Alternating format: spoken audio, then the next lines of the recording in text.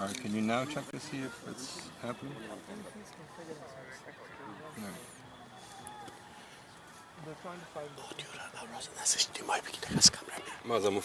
Is it plugged in right now? Yes. Testing 1, 2, 3. That's all. Here you go. Yeah. Your mic's good? Yeah, you can hear now. Can you now check Yeah. to see if it's happening? Yeah. Please make sure that the sound level Yeah. live. Hello? Yeah. Alright, thank you. Is it plugged in right now? Yes. Testing 1, 2, 3. That's all. Here you go. Your mic's good? Yeah. Can you now check? Yeah. Please make sure that the sound level.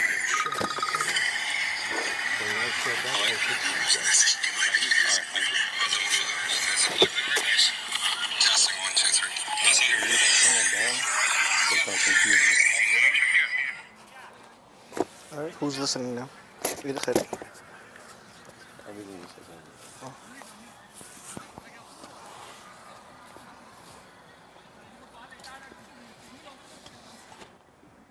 Can you zoom in a little bit? It's not. I think this angle. Let's get to the pitch straight. Yeah, but the only issue is I have done that before. I've seen all the other ones. No, I've seen this the is- batsman. No. Let's go straight like the last time. Okay, sure. Go straight. Yeah, let's go straight into the Give pitch. me a second, because we need to go. Yeah. Well, then he'll take care of it. Everyone mic is on. I have it up. Alright, so camera did we get to level? Put the table here. I'll push this HDMI. No, let's not switch that. Any camera face? Keep going. Slowly together. Alright, that's good. Tilt it down a little bit. Come. Yeah, that's good. It has to be This is centered. a view. This is a view. Huh? No, I don't want side view. You think this is side? Yeah. You want more? You can't see the batsman every time the bowler bowls. Make sure that's all. You want to go this? You want to go this way? That's fine. Once this guy bowls, you'll see what I mean. Then leave it. That's fine. Okay.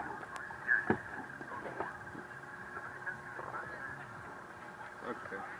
Bro.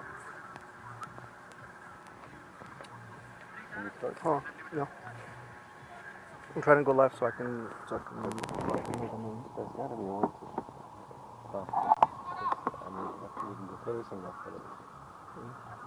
Amigo, before que aqui bola vai se tinha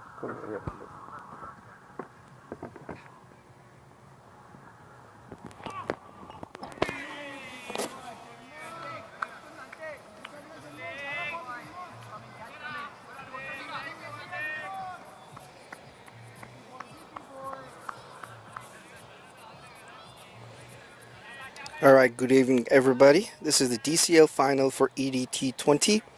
We have Comets versus Indus. We have third over going and we have one ball left. Currently they're 17 for 1.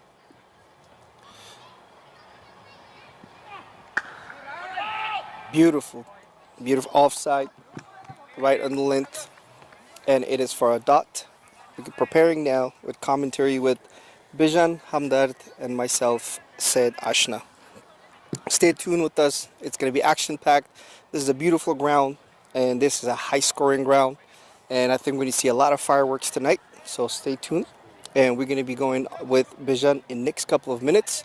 We got a couple of things we're organizing in terms of where we want these cameras to be, so stay tuned with us.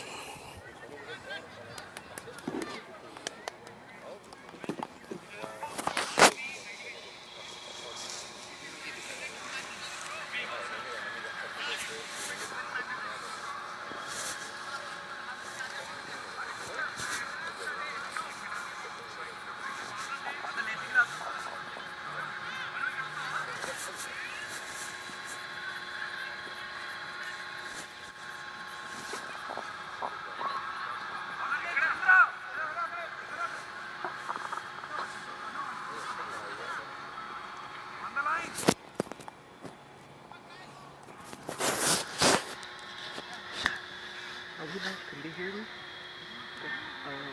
Are we still on? Alright, so we got fourth over coming. New bowler Chandra Sekhar and Imran Salim is facing. So far Imran has faced 4 deliveries in the last 18. And currently we're trying to look for the guard. Looks like it's a medium pacer coming in.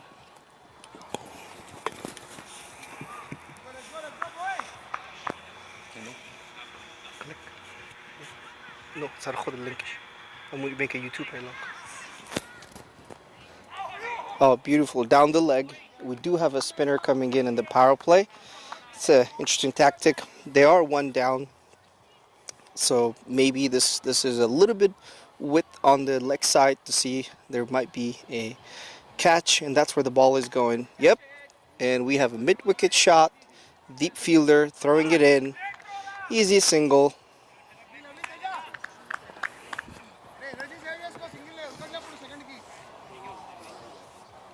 The boys are pumped up on the fielding side. You could clearly hear it. And it is going to be a contest. Let's see. Andre facing. Beautiful. Going down the leg. He swivels. One knee. And it's going. Fielder is chasing. Coming down. Easy two.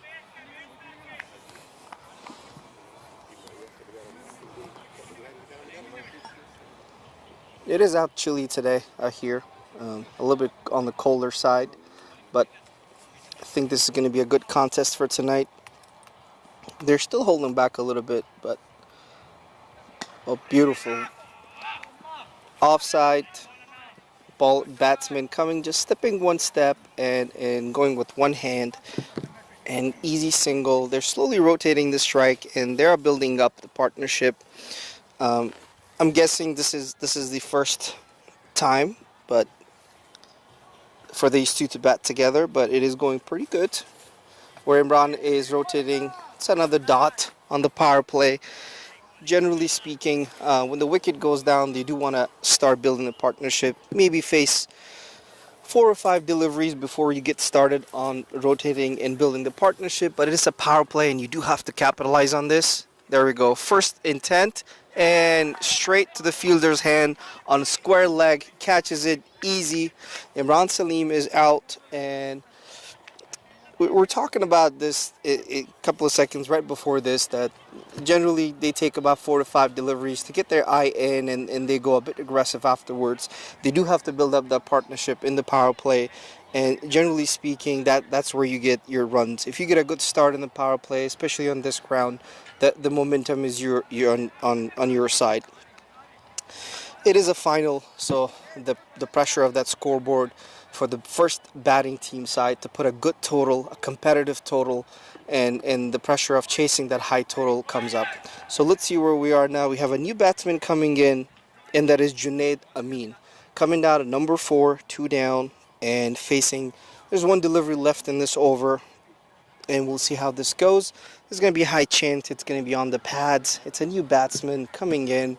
And you don't want him to settle. It's still, the momentum's on the fielding side right now. There's 22 for 4, 22, my apologies, 22 for 2. This is the end of and last ball of the 4th over. So they're probably going to be a bit more aggressive with the bowling here. And we'll see how this goes. Batsman is coming to take its guard. All right, here we go.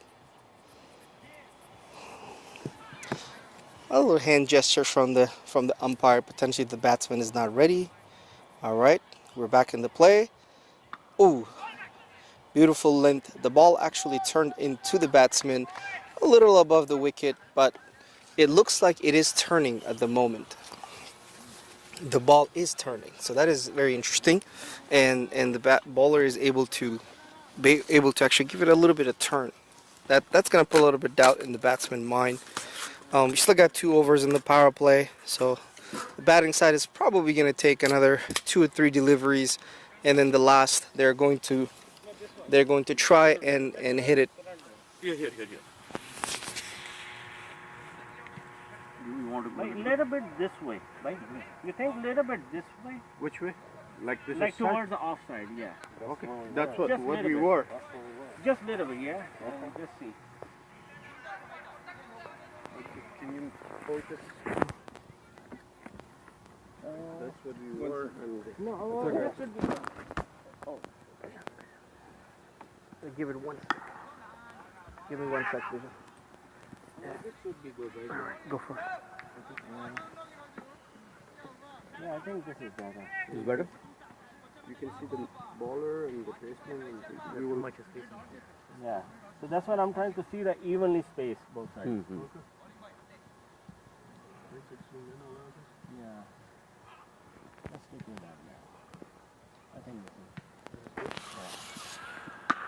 Dot ball. So who's the bowler? Sharma again. Bowler name? Sharma. So second ball.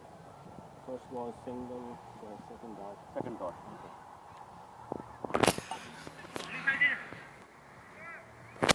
All right, we got the fifth over starting. We got Shanmugh coming back to bowl, and he did get hit. He did get first wicket, and his economy is pretty low. And it's a new batsman. It's a smart move on the fielding side. Try to bring a bowler that has economy of 1.7. That is amazing on a power play. 4 runs given out of his 2.3 overs. Okay, that's good. Apologies, we're still working on a couple of things here in case you're hearing background noises.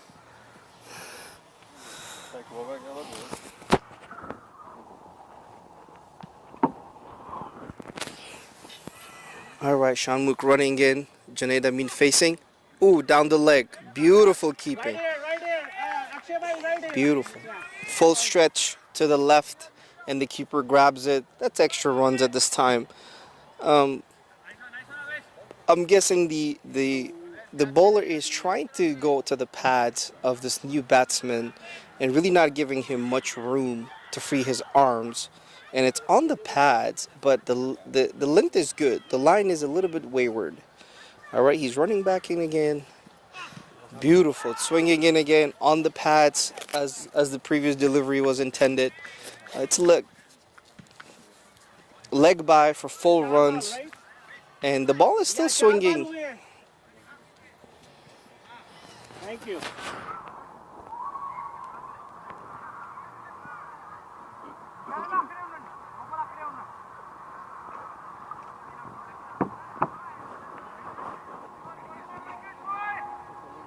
Thank you, sir. Thanks, sir.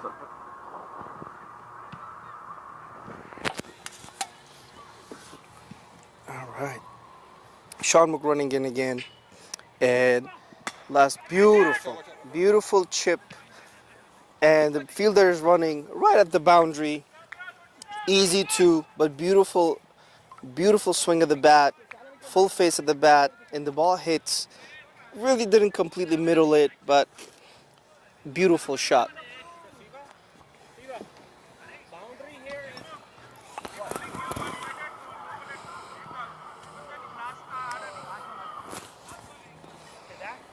Yeah.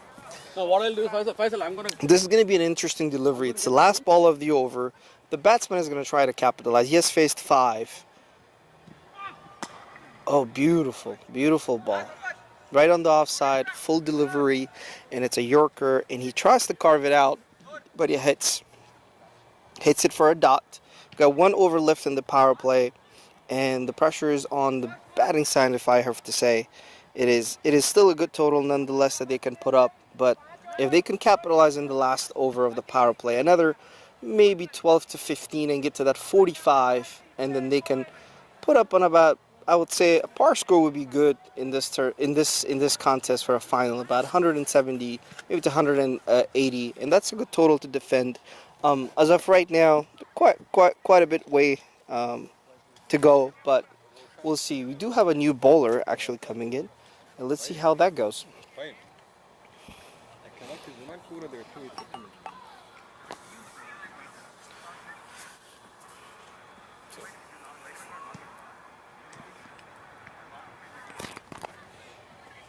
All right, so Venkata comes in for the last over of the power play.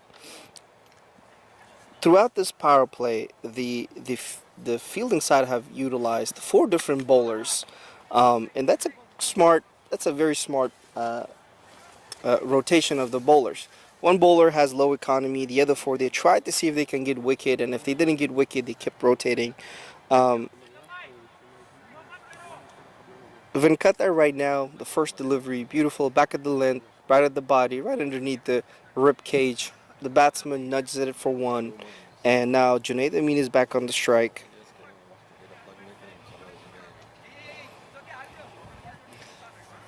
To be an interesting contest for the new batsman and the new bowler. Now Junaid has faced 6 deliveries. It's a good it's a good thing to think about. Do you want to continue to build this partnership? Don't take the risk. Yes, it's the power play, but it's okay to build a partnership, and you can make up those runs later in the overs, potentially in the middle overs. We'll see how this contest goes. All right, we have Venkata running in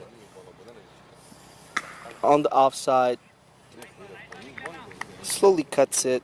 Looks like foot nowhere, but still try to punch it in beautifully and straight to the fielder's hands.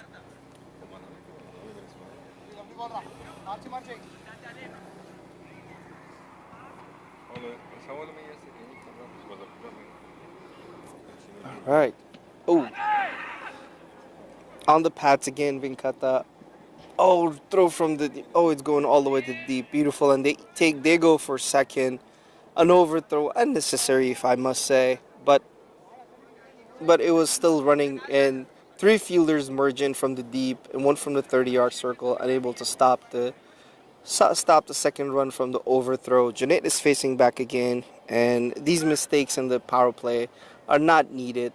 Maybe the guys are a bit too relaxed, but not needed.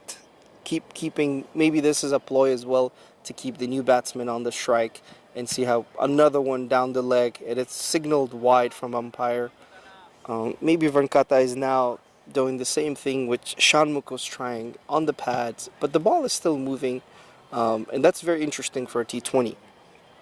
It's the sixth over, and the ball still has slight movement going in, especially from Venkata, and not as pronounced or visible as Shanmukh was doing, but he's running in again, and ball, beautiful.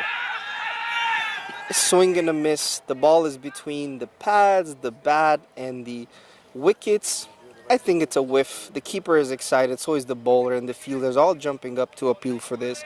But it's a big miss. It's exciting, but the ball was really close. It missed the bat, pad, and the wicket altogether. Goes to the keeper's hand.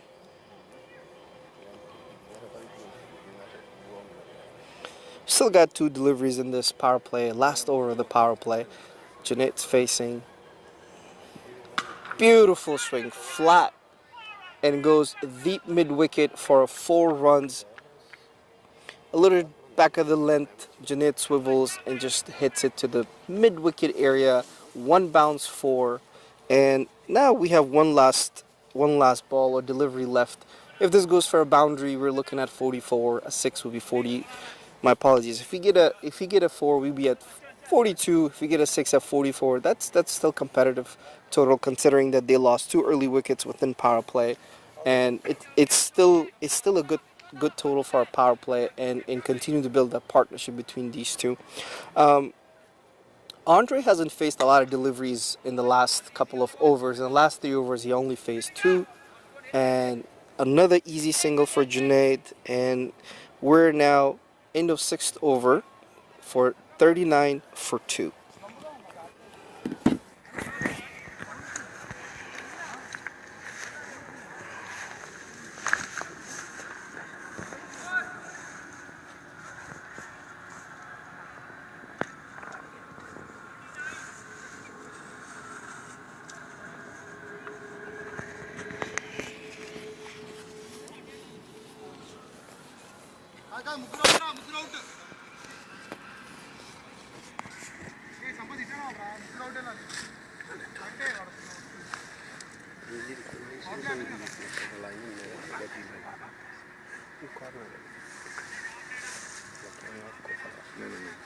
Just put it on the line when you don't want to talk. Okay.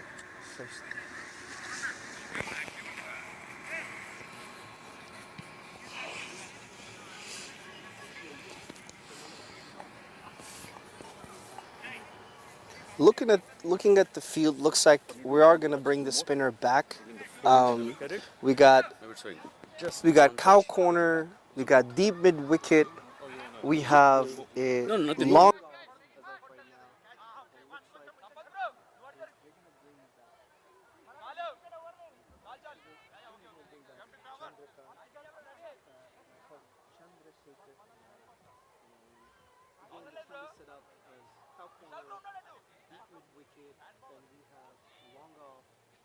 everybody else is in circle, so it's interesting.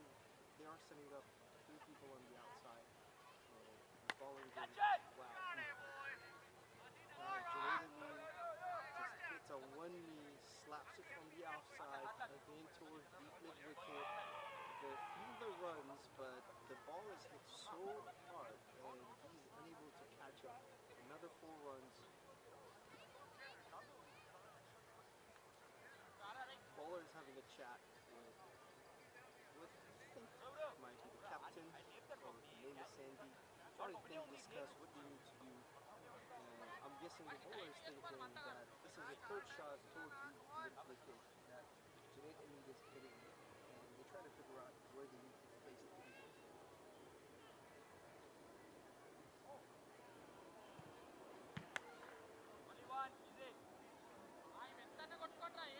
On the short side, Junaid just swimming deep square leg. Looks like now they have taken the deep square leg. After that, sharp shot towards the wicket. So now they have 4 out. They have a deep square leg, deep wicket, out.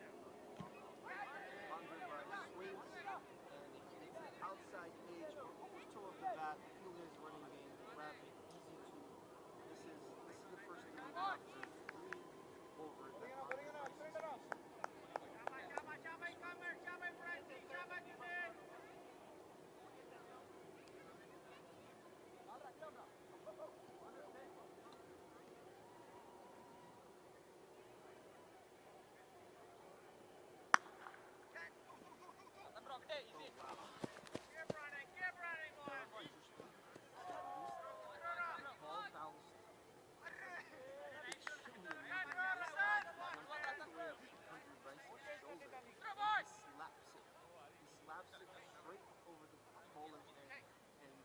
Off is running in, he grabs the ball and throws back. Another 2 runs for Andre Bryce. Andre Bryce, on 1 leg, trying to hit it towards deep, potentially mid-wicket corner, but the ball is going leg, hits his chest, and the bowler is enthusiastic enough to win, but gets back up in the line. Alright, coming down the pitch, ball loose today. Delivered towards the offside, and he gets for easy single.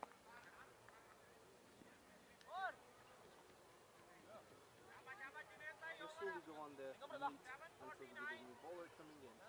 I think the umpires are also switching. Their square leg is coming in for the main umpire, and they're switching that. We'll be mute in the next couple of seconds, and we'll come back online.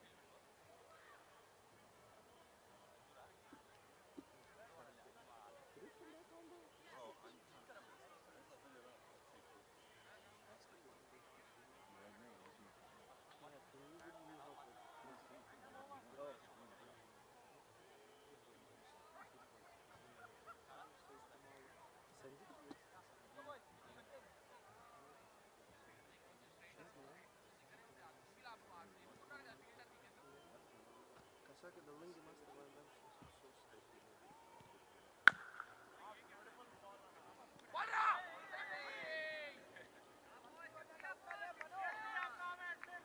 Sandeep Lingam comes in, bowls, looks like missed a little bit of the excitement. The batsman hits it. Andre Bryce trying to hit Sandeep, and it goes up. The short mid-wicket comes in here on the on the offside. Junaid slaps it to cover and goes for goal.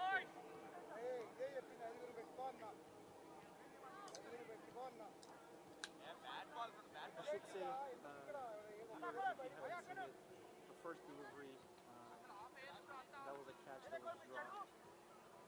Short, long off, comes in, goes a little back, still within the 30-yard circle, and drops it. He reaches it, grabs it, but then it drops slowly. Right after that delivery, the single is completed. Junaid faces the strike and hits it for deep cover for a 4.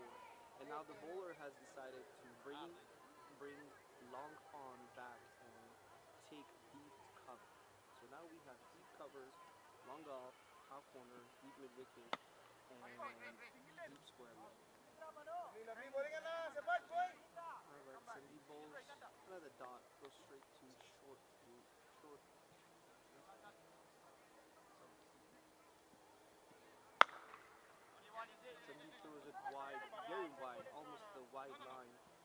he made the reaches it, beautiful footwork, hits it, and he goes to I would say point. And successful 1-1. There's no need. They've got 6 out of the 4 deliveries. All right. Amjad tried to be cheeky a little bit, and he tries to slap it or lap it towards the leg side, but Sandeep follows him and hits him right with his body, and he goes back to his mark right away. All right, another wide delivery within the line. That's a dot. Good finish to the over. It's a good comeback. He gets hit for a 4 on the second delivery, but on the next 4 he only gets 1.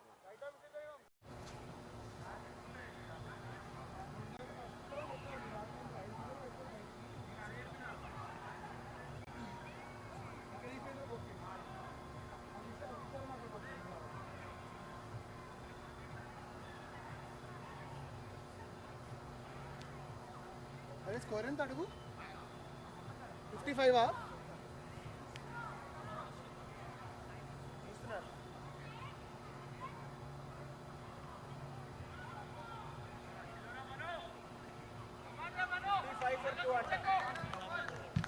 Okay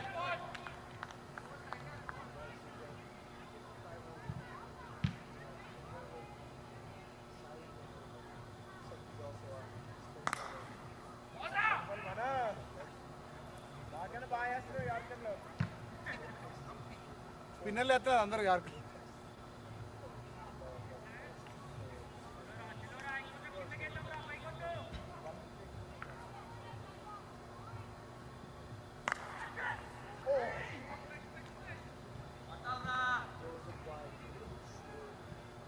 అలాగే అలాగే బాను గుట్టే గుట్టే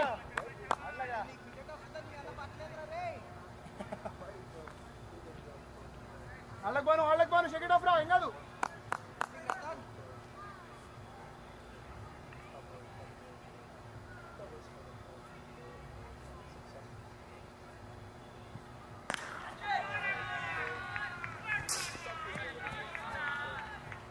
వద్దు మను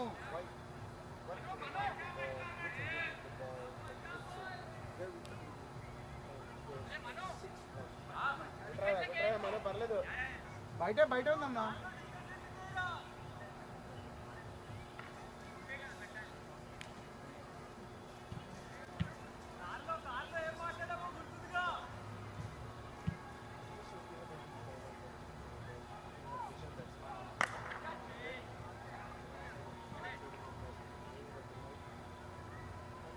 Good fish and move.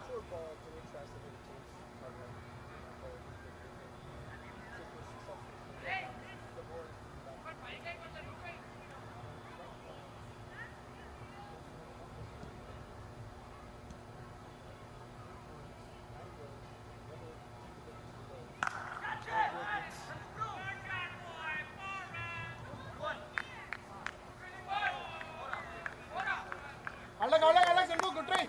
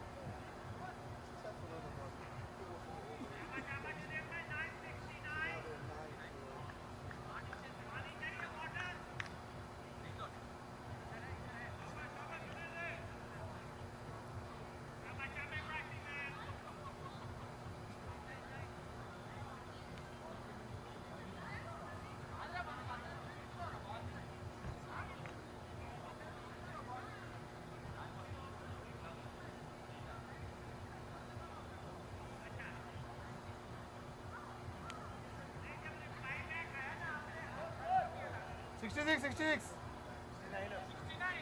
69 అంట కాదా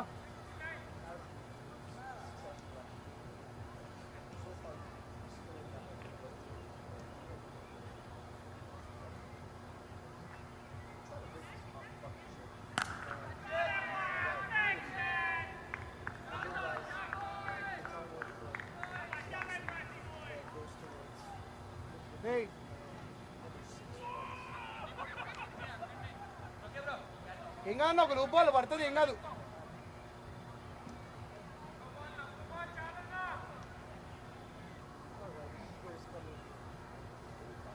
నలుగురు పెట్టుకోవాలనుకుంటున్నా అయినా బయటికి వెళ్తుంది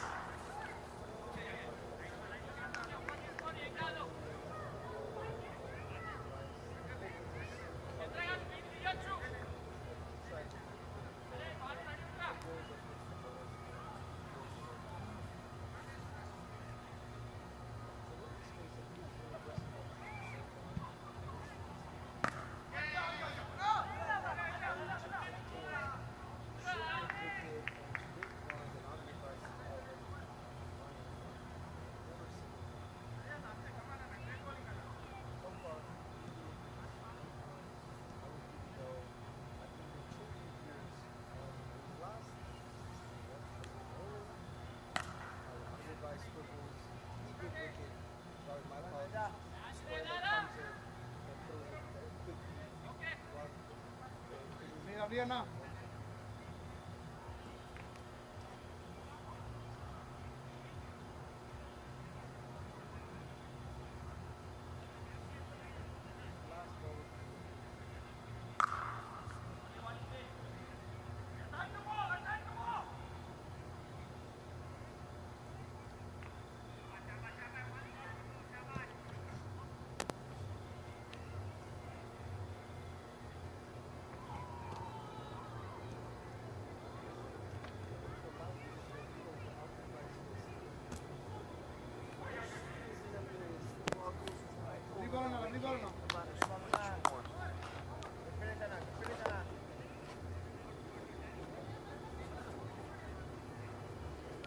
All right, so now we're at an interesting point in the game. 10 overs, done 79. These two guys, Andre Bryce, Junaid Amin, has built up a partnership, and another 10 to go. If they can get to that 170, 180, and plus, I think it's be extremely competitive to put that in perspective. That creates a pressure by itself, the scoreboard pressure on the second batting. And right now, if this partnership is going the way they're going 8-run at home. So even if they continue on the same run rate, we're looking at 160. And if they jump this up to 9, you're looking at about 170. And it looks like they might have more firepower sitting in the dugout as well. I anticipate that after the 15th over, these two are still at the crease. They will be extremely aggressive, and the score might be going about 1 plus. All right, so Sandy is coming in, another spinner. So far, after the power play, the spinner has been taken to the corners. They have been getting hit. And let's see what Sandy Lingam does. He's coming in. Junaid has been off the two. Junaid has been aggressive towards the spinner. Beautiful ball, full ball, right at the wicket, and Junaid squeezes it in for a single.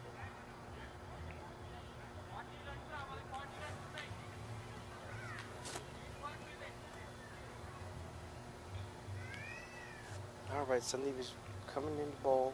Andre Bryce, very wide, and the umpire has signaled wide. Sandeep's looks like after this delivery, Sandy actually potentially rotated everybody on the offside, and another wide delivery, but pretty good pace on that delivery. And right now we have deep cover, we have long off, cow corner, mid wicket, and deep square leg. Andre Bryce again hits it right up to the fielder. Beautiful shot, right up the middle of the bat, but unfortunately right at deep square legs, hands, beautiful catch taken. That was coming in like a bullet.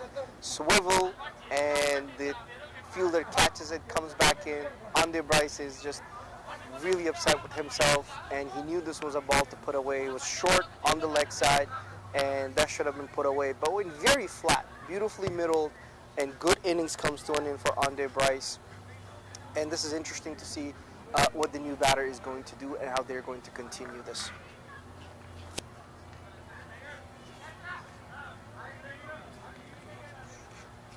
So I think the way you're holding it, this is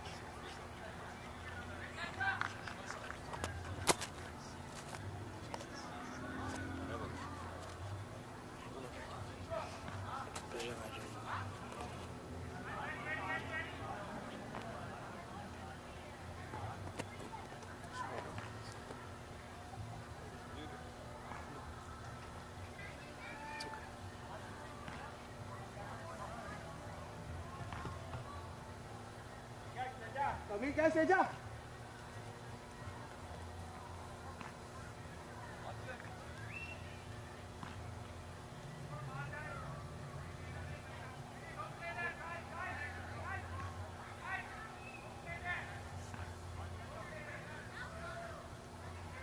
So I have a new batsman coming into the crease. He's marked his crease, and we still have, let's see what the scorecard updates who the batsman is, and to see that. So my apologies. All right. Oh, the new batsman is Omar Abdul Rahim Zaid. He is one of the most experienced batsmen in the last, and he has been a veteran of the DCL and WCL game. And currently he plays in a very, and he would know what to do in this situation. But that's right. If you guys can see the stats, in this league for now, he's averaging 54. And his strike rate is on the low side, but I suppose this is what's needed right now for him to rotate. As you can see, he wanted to go big on the first delivery, but he is now slowly adjusting his highs. Tons of experience under his belt. He has been captain of Afghan CC, one of the most competitive team in WCL league, and he has won T20, and particularly Afghan CC has won T20 and T40 championship in the past, and he was able to captain that experienced team.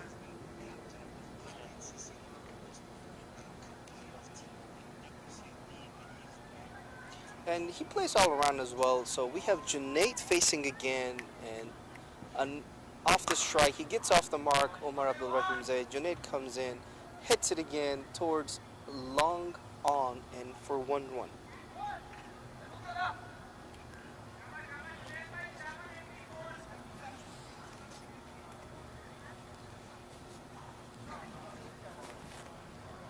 All right, yes, Junaid Amin. As you guys can see his profile, in this particular league, he has 85 runs. His average is 85. That means he's probably played one match. His high score has been 63, and a very healthy strike rate. Really needed for T20, about 154, and I think Shamuk is coming back again into the attack. And we'll see. He has one of the lowest economies in the power play when he was bowling. He was able to move the ball in, and he's coming back again to the mark. Junaid is facing, which is surprising. I would assume that they would bring in experienced bowler for the new batsman, trying to see if they can get some wickets on. As you can see on your screen, he has 5 wickets. His bowling average is great. It's 18.4. His economy is very low, especially for a bowler that actually bowls at power plays. He's coming in, he's fixing, or he's at least looking at the fielders just to be aware where he needs to pitch the ball. He's asking for the deep cover that was set up for Sandy to come back in again. We still have long off. We still have cow corner. We still have deep square leg at mid wicket, and everybody is in the circle. Looking at the field, it has to be really good with the line and length, and we do see a backward point right now for him. Deep backward point for his bowling, which means he's probably going to be in the offside and potentially back of the length. And they're looking to see if they can get an edge out of Amin. And Amin...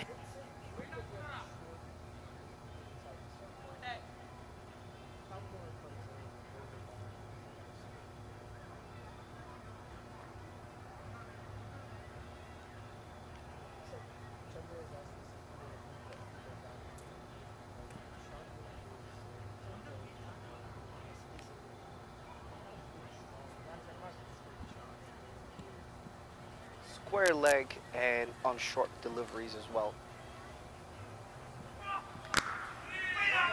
Full face of the bat and right at the block hole, and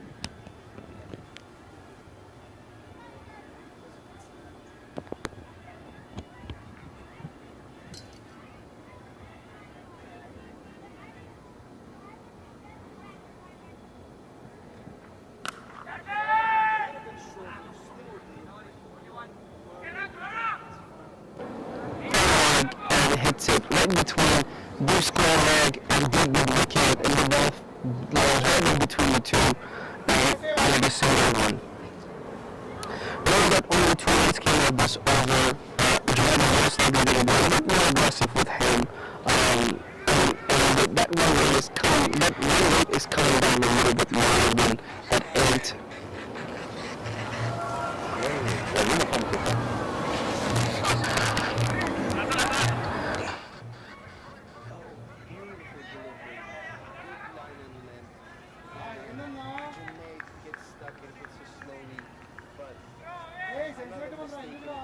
Another overthrow, and Junaid calls back Umar for 2 successful runs, and this is another delivery to go, and now they have 4 runs.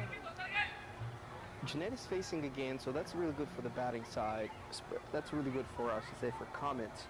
And if they get a boundary out of this, they will still be at that 8 run and over. Oh, the ball is still swinging in the air, and Junaid thinks it's on the offside, and the ball just swings very, very, very big, and it comes in right into Junaid's body, and he's confused, slowly hits it, and gets it for 1.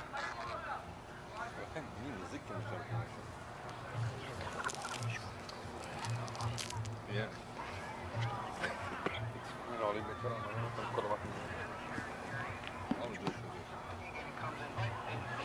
Yeah.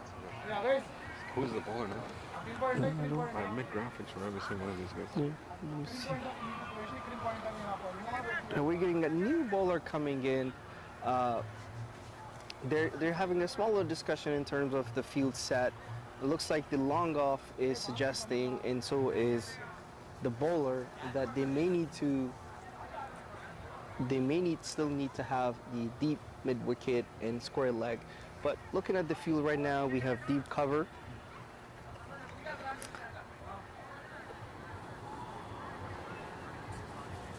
We have deep cover, long off, and we have cow corner still. Actually, it's a long on, and then we have deep mid wicket, and that's it. We still have 5 inside the circle.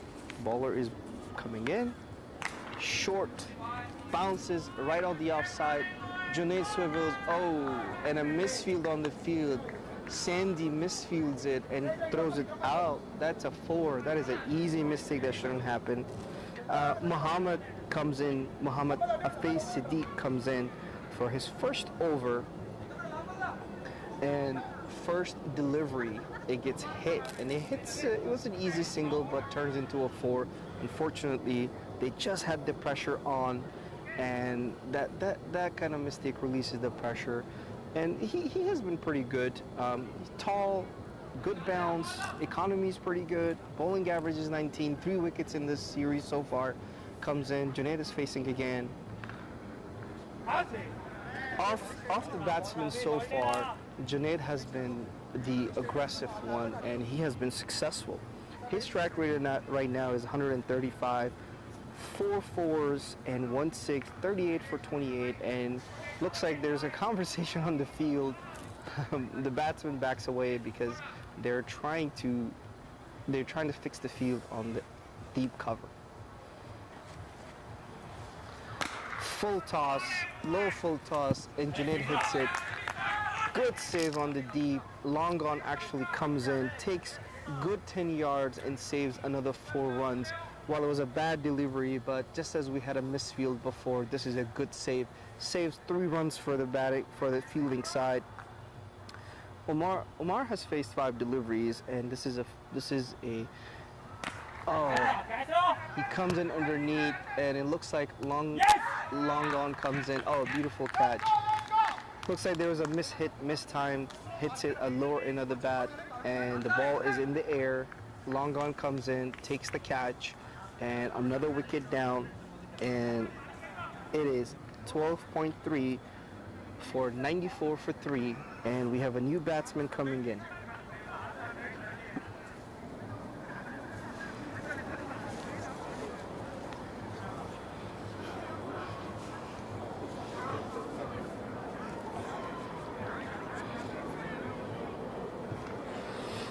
Looks like that 170 to 180 is still very much achievable. You got 6 in the dugout. You have a sit batsman, Junaid. I mean, Sanal Desanayakar comes in, young player, beautiful batting. He has tons of experience under his belt. He has been playing hardball for a while. I know him from Sri Lankan team with WCL that he plays. He is a lefty and beautiful. I've seen him time the ball very beautifully, and today's the day. See if we can get the runs on the board between 170 to 180. There's still about 7.2 overs to go, and currently they're at 94. If that run rate jumps up to between 8 and 9, it is still very much achievable. They still have 6 wickets on hand. If Sanal can rotate for another 3 to 4 overs with Junaid, and Junaid is the one that has been aggressive, and he's been successful, and he is actually getting the runs. So if he can even rotate, gets 1 or 2 in the gaps that get the scorecard ticking, they still have 6 wickets on hand, and they can go a little big towards the slog overs, which is between 16 and 20 over. Okay. All right, comes in, bowler changes his guard, comes in, round the wicket, and beautiful delivery. Sanal just leaves it, looks at it, tries to judge just to face 1 or 2, get his eyes in. And right, full delivery, full toss. Sanal tries to go full face of the bat, unfortunately gets the very bottom edge and goes for a dot.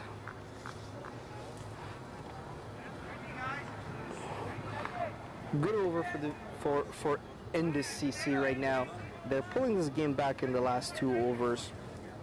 In the last 2 overs, in the last 3, I should say, they had 15 runs, and they had successfully had 2 wickets.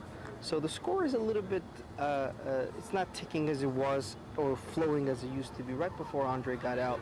But we still got plenty of batting lineup on the bench, and if they can continue to rotate the other 2 or 3 overs and build that partnership, I suppose, at least in the next 10 deliveries, and get another in the next 2 overs. If they can get anywhere between 15 to 20 runs, that'll put him to 115 to 120, and they can go big in the last 5 overs. They can get 50, they will be around 170 or mid 175 or so.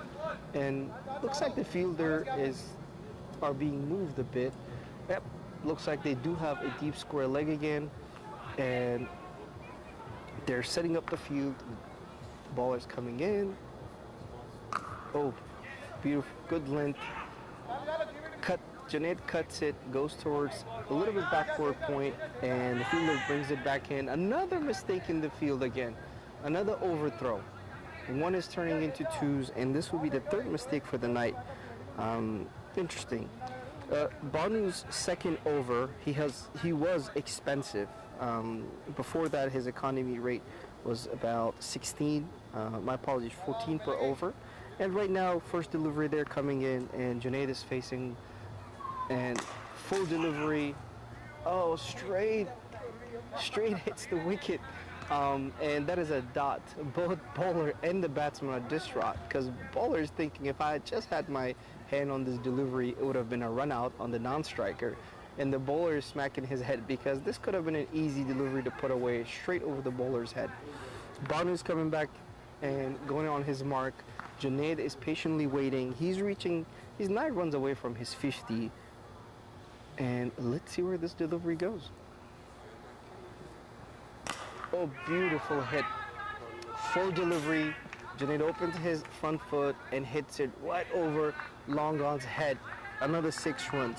As mentioned, the economy rate for Banu in the first over was 14, and he's coming back again to the attack. They're most likely trying to rotate and see where they can fit, since Shanmukh's overs are over, or his overs are done, and try to plug in the bowler where they can,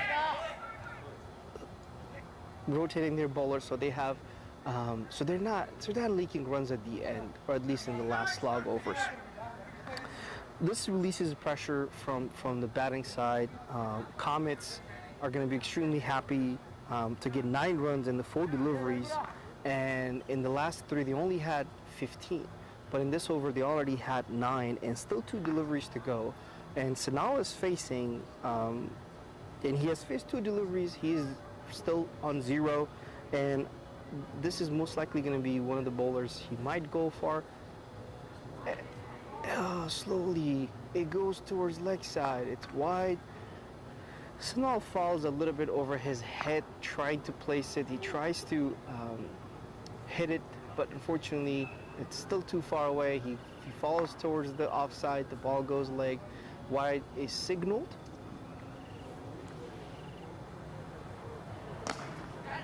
All right, beautiful. Easy single.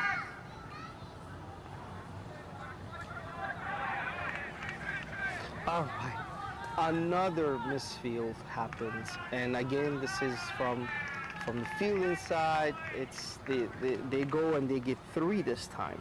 This is the 4th misfield, and if you have to count, that's extra 6 runs, and that's due to misfield. So 107 for the batting side. This is the last delivery of the 14th over. Junaid is facing. He's on 48. Looks like they have pushed the square leg to deep square leg, and they have moved deep mid-wicket a little bit towards front of the wicket. And let's see another. All right, Junaid hits it straight, carves it out. 4 runs, and that is for successful 52. That brings up his 50 and end of 14th over. All right, with that 50, we have Bijan joining us, and he has been here working diligently, setting up most of our amazing technology you could see, including these beautiful profiles that you saw for each of our batsmen. With some technical problems, I must say. Hello, everyone. This is Bijan. Yeah, welcome to the finals for DCL T20 Summer League Hardball in the beautiful Oakton, Virginia. Although the temperatures are quite low, they are favorable to us today. Last night it was near freezing temperatures, not really ideal conditions for cricket, but tonight it seems like it's really good. I want to thank everyone. We had some technical issues in the beginning, but we have sorted everything out and we are good to go. I hope you enjoy the live broadcast, and we will do everything we can to bring you every single ball to the best of our abilities. Currently, the score seems to be 111 for 4, and we're about to start the 15th over, and we're going to go with Sandeep bowling a spin over. Tasal, I want to ask you a question. I want to hear your thoughts on what a combination of a left-handed batsman and a right-handed batsman does to the fielding side. Yeah, and it's a good question, because you can clearly see these throws that are happening, these misfields that are happening, the constant change in the fielding side, where these gaps are sometimes left. A couple of minutes ago, Bijan, there was a throw from deep mid-wicket, and it went straight through keeper's hand, and there was nobody else because of these changes. Oh, beautiful. Sandeep comes in, and and Sanal just hits it beautifully towards the deep fine leg, and now the fielder's throwing in, they're running for three, and successfully they get three, and and here we go, Wave, back to you. Yeah, beautiful running between the wickets. It's incredibly important, as Junaid seems to have crossed his half-century mark, for a new batsman to not take a lot of time getting set, especially in the 15th over with not many balls left, not many overs left. So Sinal's 6 runs off a 4 ball comes in perfect time as Junaid continues to push the scorecard in Comets' favor. Once again, you are watching the final of the T20 Summer League DCL Hardball League, going live right here in the beautiful Oaktown, Virginia. Under the bright lights, all eyes on these 22 players. DCL is one of the premier leagues here in Northern Virginia. Another white ball by Sandeep on the leg side. One would say Sandeep is in a little pressure. I mean, he is, if you know cricket and familiar with cricket's beautiful extra cover shot. Beautiful fielding as well. If you are new to, if you have played Dasal in Northern Virginia, in cricket of any capacity, you would know Sandeep. He is one of the best players Northern Virginia has to offer. He plays in pretty much every single league there is. Hardball, hard tennis ball. Oh, unlucky shot, top edge going straight, but lucky in a sense that he does not find a fielder. An overthrow as well, but the backup was there to protect the extra runs. Junaid got lucky there, wouldn't you say? Yeah, I think it's the point. I think they're feeling it, that they have firepower, and we're getting to that 15 and 16, the slog overs. And he is, it was the ball to hit. It is going down leg. The deep square leg is a bit more square than he is fine. So he's going to go again for this. And here we go. Exact same shot. Hits it again. Instead of aerial, he hits it towards the ground, right? Why take the risk, go aerial if you can hit that? So he's rotating and he's crossed with himself. Another flea delivery, but was missed. I mean, would you say the game is currently in Comets' favor? I mean, 121 runs in 14.5 overs, almost 15 overs. It's a pretty respectable score, one would say. With 6 wickets still in hand, you would think these last 30 deliveries will be nothing but out of the park, or the intent for it at least.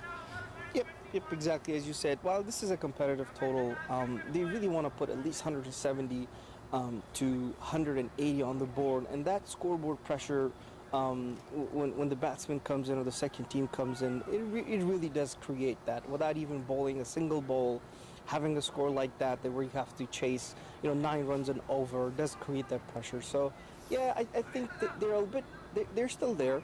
They're 121 in 15. So had another 5 to go, and they were able to get another 50 runs, and they can get to that competitive total. And we'll take this opportunity between an over switch to thank DCL's sponsors. Obviously, they've played a pretty big role in making this league happen. So here we go. The start of the 16th over. 5 overs to go.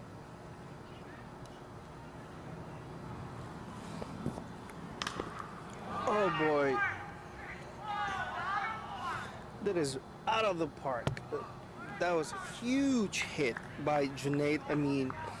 Muhammad Hafez comes in, throws it right on the slot, and Junaid does not hold back and hits it so far that it goes behind our fences that we have in this field. And that's actually another 6 runs, and this is what Bijan was talking about. Having that firepower to hit it and chase this 180 target on the first batting and put the scoreboard. Back to you. What a beautiful shot. I mean, between deep square leg and mid wicket, giving the ball going out of the park a whole new meaning in the most literal sense.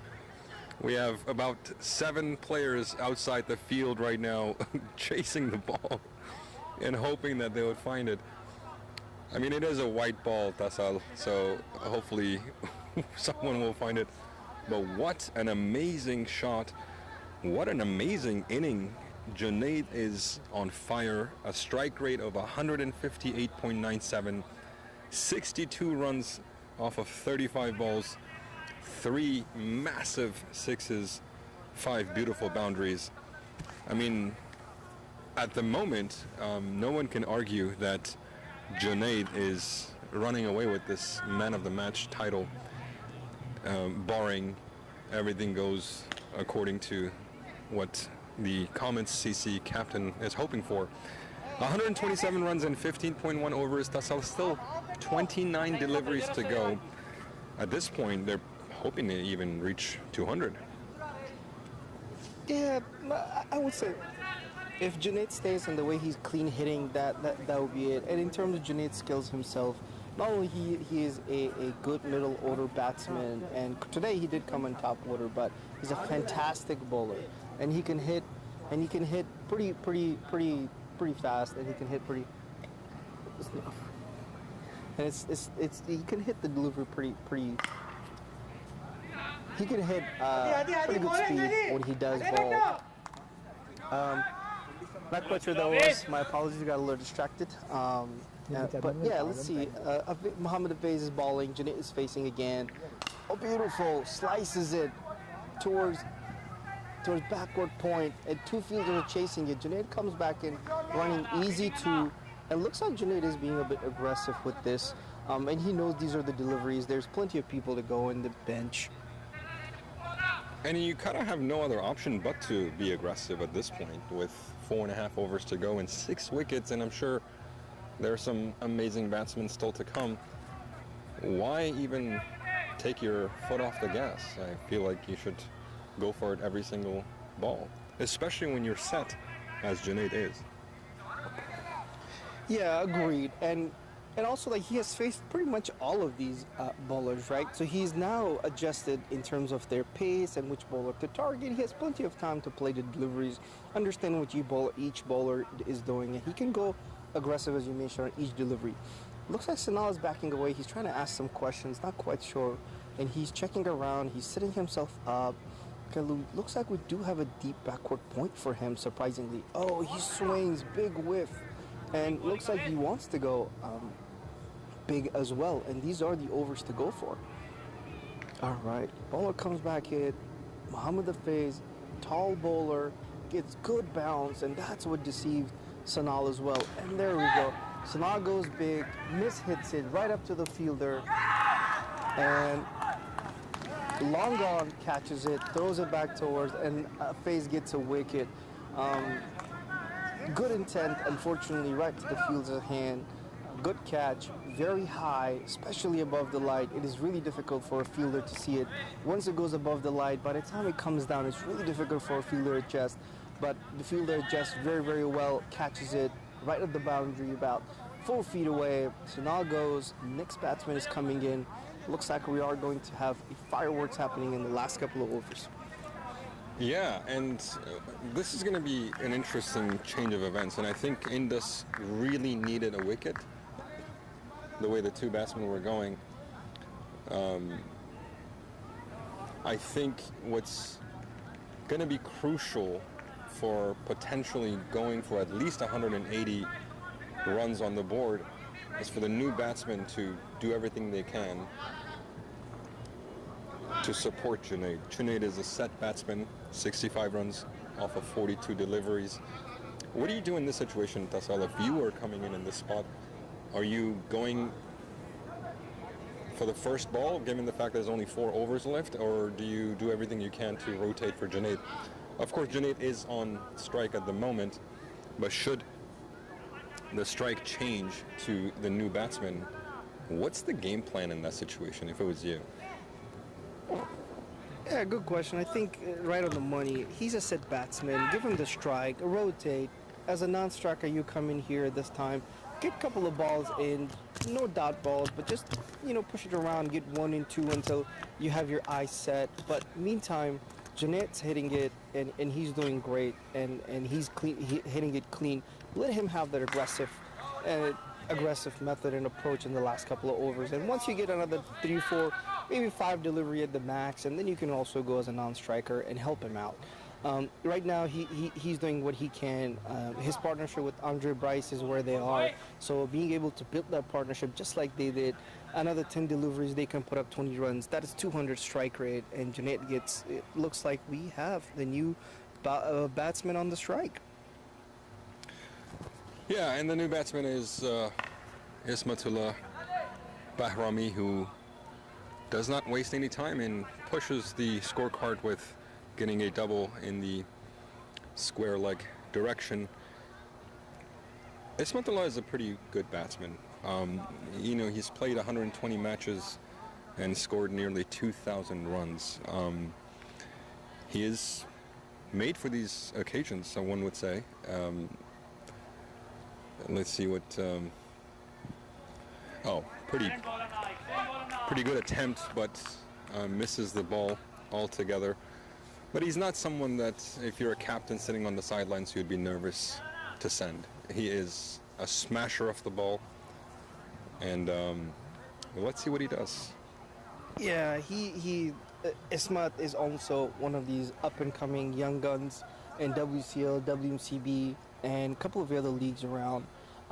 He's a lower order batsman. He bats very, very well. He's a very talented young man, especially on the short deliveries. He can put it away 100% of the time. He is very skilled with the ball as well. He can bowl very good medium pace, and he's really good with his line and length. This young guy can hit it out of the park. And just like Junaid is, if he gets going with both of them, this is going to be a very, very entertaining one to watch in the last couple of overs, because if Ismat goes big, and the way he does, he's very powerful. He can go big pretty much. Oh boy, another one right between the pads, bats, and wickets, and it misses the keeper as well. Another misfield, another 2 runs. Yeah, the fielder says no easy runs, and I think that is exactly the case. I mean, this is the final. The captains have selected their best 11. Sometimes these games come to 1 or 2 runs, so the extras, the wides, the byes, these things can play a pretty crucial role towards the end. What a beautiful running between the wickets. A routine single turns into a double. I believe Ismatullah is really, really doing his part into moving the scorecard, and what a fast runner he is. I think brought it pretty good. We don't need to discuss this in DCL product. We should not mention one. You tell him what league he plays in. Yeah, but See other leagues. There's not wrong. There's no need to put him on. But another one. We don't need to commentate everything. But what I was saying is, I think our banter doesn't show.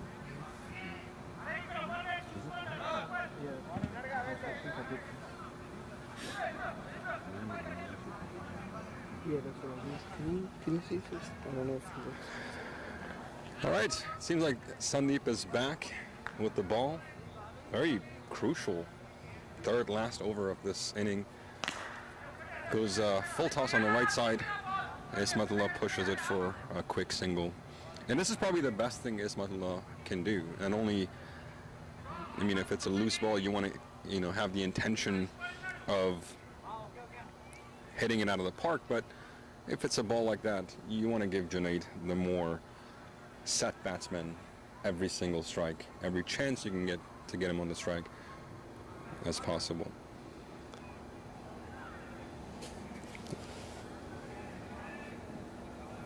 Oh, what a beautiful shot. What a beautiful shot, and excellent fielding as well. Again, what should have been a boundary in the mid-wicket turns into a double. Nonetheless, the scorecard is moving in the right direction for Comets. And The scorecard is moving, but I think maybe it has slowed down a little bit, DCL, because now we're sitting at 140 in the 18th over, and the way things were going, we were talking about this earlier. Oh, what a unfortunate situation. Batsman inside edge, ball straight to square leg, and Junaid wanted a single. Ismat denied a run out. And what an unfortunate end to an amazing, amazing inning by Junaid. 69 runs and only 46 deliveries with a strike rate of 146. That's how those 3 sixes were incredibly long. And I mentioned this earlier, and I'll say it again. I think he's currently leading the man of the match race. Yeah, beautiful innings, beautifully anchored. Started with Andre Bryce, and he has been doing great in terms of his clean hitting. Beautiful. In the last couple of overs, it has slowed down significantly, and you can see some of the pressure building up. And that was going to be my question as well, Bijan. There's a lot of mistakes that were happening in the middle of these overs after power play from the fielding side, from Indus, where they had a lot of overthrows and extras, as you mentioned. But now we can see a little bit of shakiness from the batting side. In the last 6 overs, we had 3 wickets. My apologies, 4 wickets, and that's going to catch up, because that is going to affect. The new batsman comes in, they don't have their eyes set, and that is going to create some dot balls. Let's see who the new batsman is. I think it's Faisal Haq. He's a very aggressive and very, very powerful hitter of the ball. He can hit the long ball, and he can go from the first delivery. He is pretty good. And let's see how that goes with Sandeep. Oh, what a beautiful shot. What a beautiful cut. And they're definitely going for 2. So, that's what I already mentioned, the amazing batsman that has just come on strike after that run out of Junaid. Another batsman with over 3,000 scores, beautiful right-handed batsman. And Sandeep, I feel like he's struggling with his line and length. I mean, even the first ball he did to a new batsman, you would think he would attack in hopes to put him under pressure or get his wicket. He goes wide on the left side, and a pretty loose ball that went for 2. These are crucial moments of cricket matches. These are where games can be decided. Oh, what a beautiful shot. Oh, what an amazing fielding that is. A boundary-saving fielding. Nearly dove for it. A straight shot in the long on direction, but man, saved 2 runs, the fielder. Beautiful. That's the fielder we're looking at. Beautiful. He has saved 3 beautiful boundaries on this, and he, I think, is probably one of the quickest ones on the field today that we have seen. So very, very well saved. He has saved close to at least 3 boundaries. That's 12 runs, and very, very well done. It seems like he's got some of his friends cheerleading him on outside the boundary. Here we go. Another very important ball. A pretty strong appeal by the wicketkeeper. Umpires not having any of it. A wide delivery on the offside. The bowler is also suggesting he heard something. But if you're a cricket player, if you're a cricket fan, you know these sort of appeals happen all the time. Does it really put a batsman under pressure? I mean, the batsman knows it didn't hit his bat, but when these kinds of strong appeals happen, what does it do to a batsman mindset? It does. It does create that doubt that the ball is doing something, or I missed something, or, oh, beautiful. Again, throws it to throw it off, and it's a little bit wide. Ismat hits it and slaps it. It goes right over the 30-yard circle and towards the cover, and they run for an easy single. Faisal is facing again. He is pretty aggressive with these medium paces and slow, so he's gonna go pretty hard. Evidence, there we go. He just slices it again towards backward point, runs for two, and it's a no, it's a mix-up. Oh no, very, very well. At the end, the call is made and a judgment is made, and they have only run for one. Ismat is facing again. I think they're slowing down. They're like 18.2, 10 deliveries to go. And I think that 170 looks a bit too far now. And hopefully another delivery and another boundary or a 6 will bring that up into equation. Another white ball on the offside. And what a shame it is, Tasal, that 170, 180 target is now a little difficult to achieve because the way Junaid was going. If you were in Junaid or a batsman who played that, wait a minute, ball goes straight up in the air, inside the circle. Two fielders are calling for it, did not catch the ball. The bowler went for it. Unfortunately, he did not collect the ball. It was pretty high in the sky. But going back to my point, Dasal, what does it do to a batsman like Junaid, who had a performance like he did today, if the tail end of the lineup does not achieve what could have been? I mean, the way Junaid was going, another ball up in the air, fielders are going for it, but unfortunately the ball was a little short. Do you think it affects the batsman or even the batting side if the top order does that well and the runs slow down a little bit?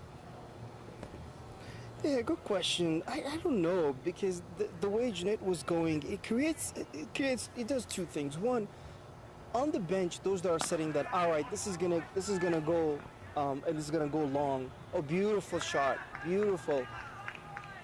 Front foot goes towards the ball, full on the wide, and he just smacks it over cover and hits it for 4. Beautifully done. This was much needed.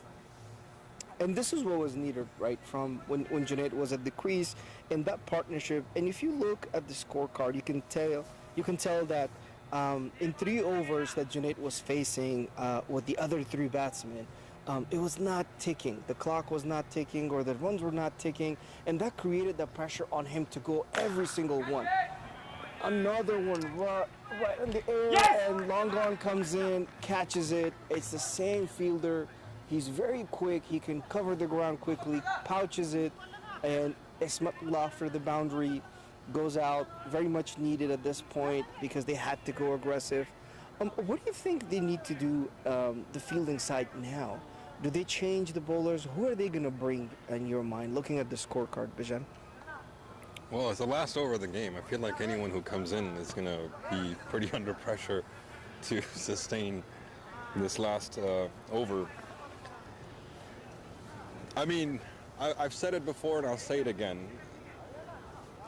Stars are made under the brightest of lights, under the harshest of pressures, right?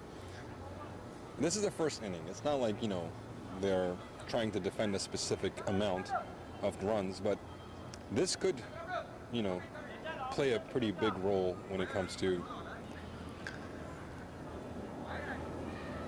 the game. I mean, it's the last 6 deliveries, and 157 is on the board at the moment, but the difference could be 161 or 62 versus 175. So those gaps of 12, 13 runs can play a pretty big role. So the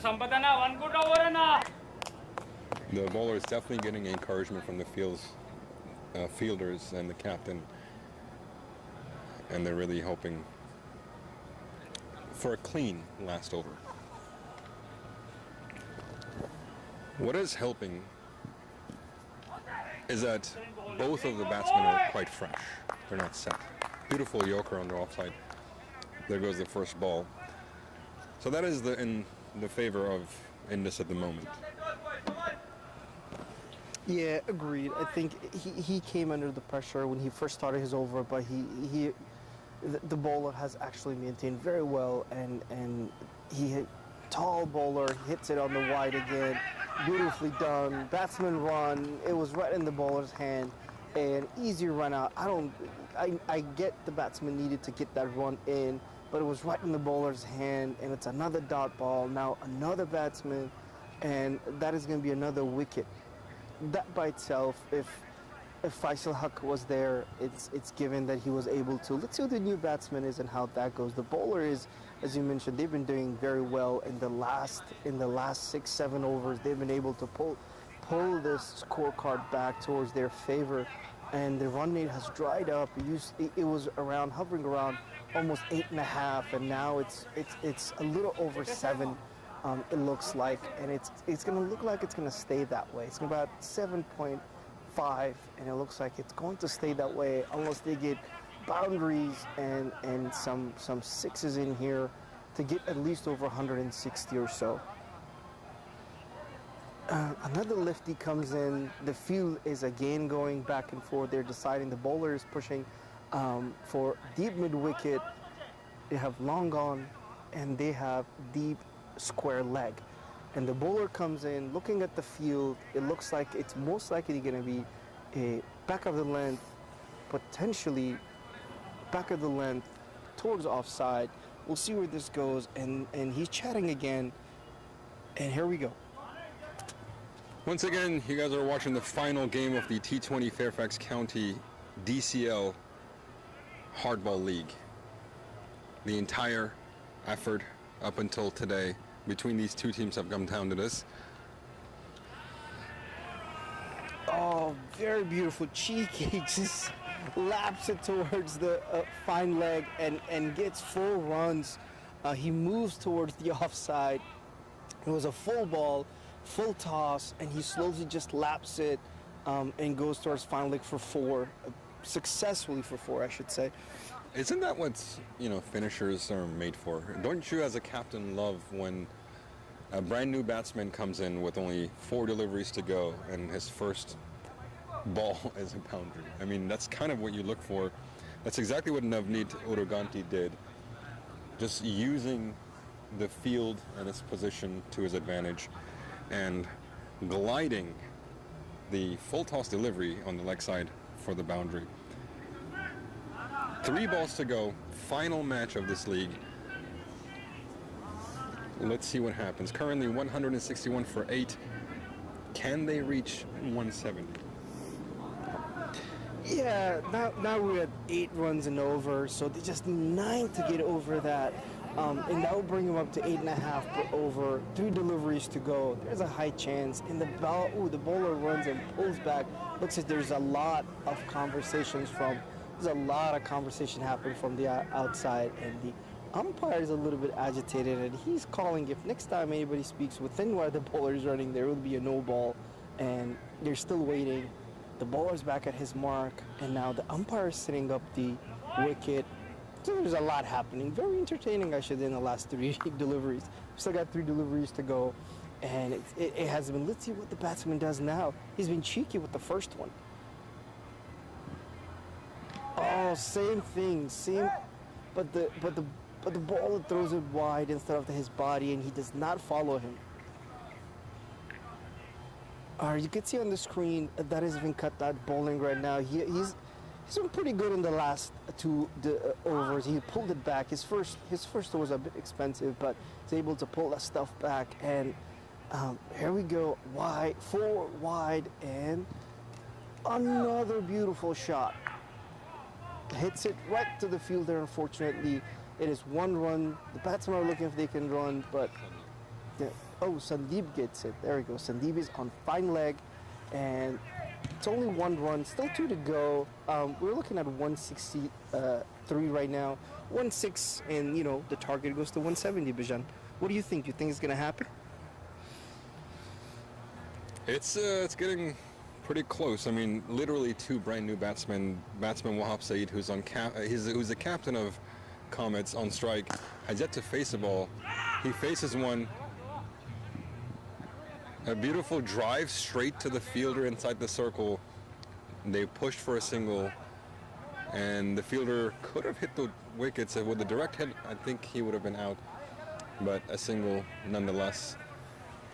That's all with last over left. And Wahab, another lefty. Do you think it was? Do you think with 6 deliveries left, the combination of lefty-righty, does it even matter? Or by that time, whoever's your best next in line needs to come on strike? Yeah, good question. I think you don't put. I don't think you put too much thought into it because it is the last one. You want to get, as you said, the best one that can put the ball away, even if it's just swinging aggressively. As long as somebody know that can put away the deliveries, and that's what they're looking for, right? Oh, beautiful running, beautiful running. I think the square leg have given him out, and they're going from 1 to 2, and that was, I think, the last delivery of the over, and they have ran for 2, and that is out. So Navneet is out, and now the target is set for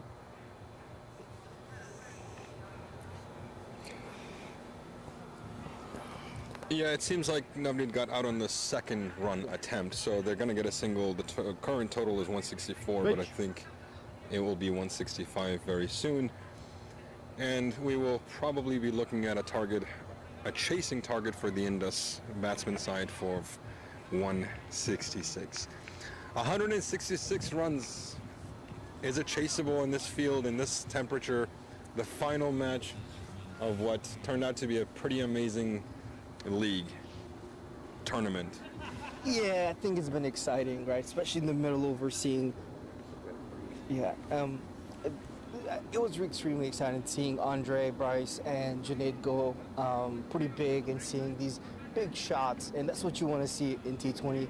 A little bit of firework, a little bit of aggressiveness in the field, and the bowler, a little competition. It has been happening right now with this DCL T20 final, and it's been very exciting. And in terms of see if this is a competitive total, the fielding side has been running around, so hopefully they're all warmed up. It's getting a little bit chilly, but very much competitive total, and they can do it. The scoreboard pressure right now is on the chasing side. Now it makes it clear that the second batting knows what they need to chase, right? So they can organize, strategize, and they can have room how they want to organize their batting lineup to get that 8.5 runs per over. And let's see, we are going to be going on a break in the next 2 minutes, and we'll be back when the second inning starts. Bijan? Thank you, Tasal. Very respectable score on the board of 165. We must mention that Andre Bryce and Junaid Amin really performed well today. Specifically, Junaid Amin, who scored 69 runs off just 47 deliveries. And Comets definitely played their part. Now it'll be up to Indus to see whether or not they can chase a very respectable target of 166. With that said, we will take a quick break, and we will be back once the second inning starts. Thank you.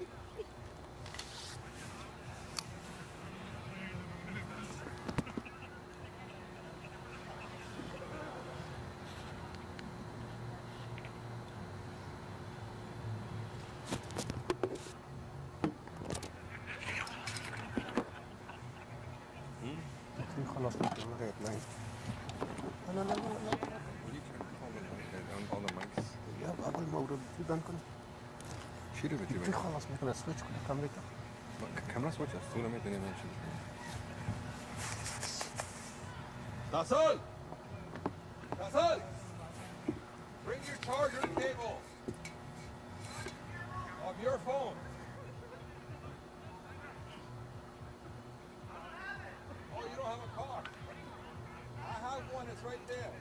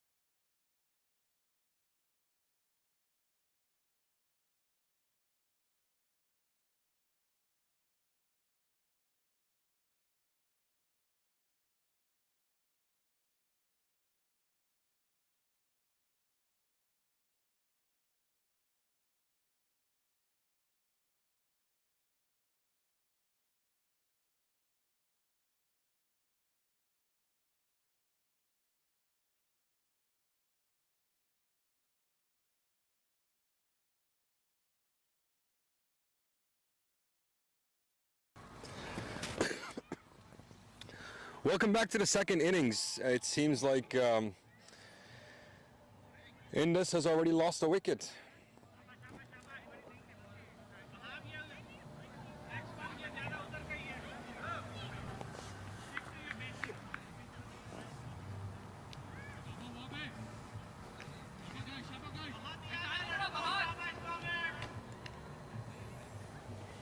Shanmukh, who is typically a bowler, came out.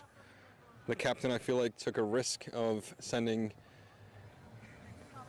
a bottom order batsman in hopes to go massive and go big, given the fact that the target is pretty high, and he goes out in the first ball. I'm sorry, Venkata goes out in just 2 balls.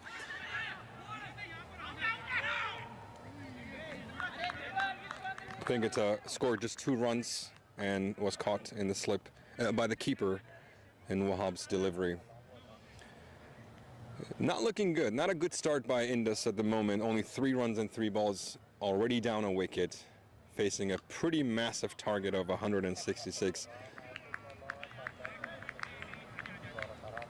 Pretty amazing start, one would say, for Comets. And early on, the signs are showing that Comets would prevail. Beautiful shot in the long on direction, just for a single, however.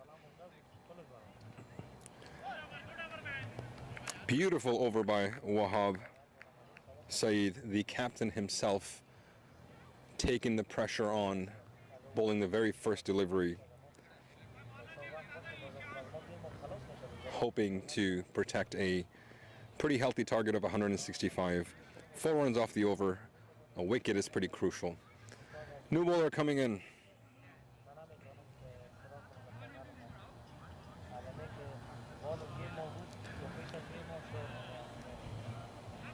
Batsman already under pretty big pressure.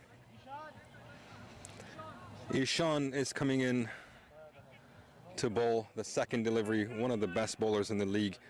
Very young kid, 7 wickets with a beautiful average of 9.43 and a sub-5 economy. First ball, wide. Again, going back to Ishan, he is probably, at this very tender age, one of the best bowlers Indus has, Comets has, I'm sorry. And any captain would love to have him on his team. Beautiful delivery, deceiving the batsman. The batsman going for a stop, missing the ball altogether.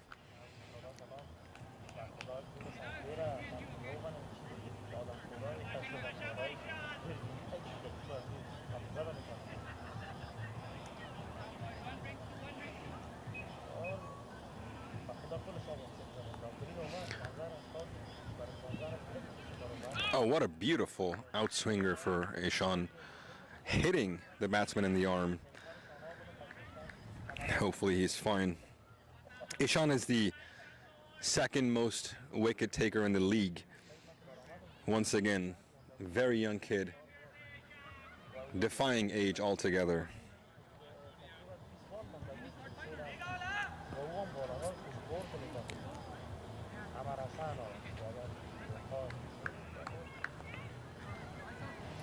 Started the over with a wide, followed by 2 dots. Going well so far. Here we go.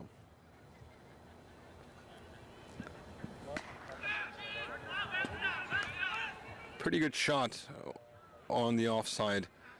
Goes straight to the fielder, however, but pretty quick running between the wickets. Muhammad Aviz getting a single.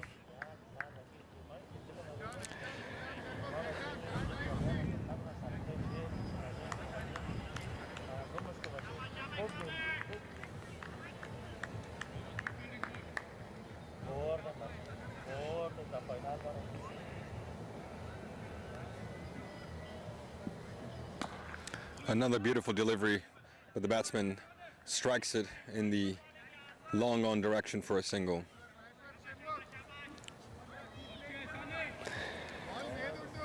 Indus is under pressure, one would say. Second over, 7 runs, already down a wicket, facing a pretty big target of 166. Ishan, probably the second best wicket taker in the league, bowling the second over.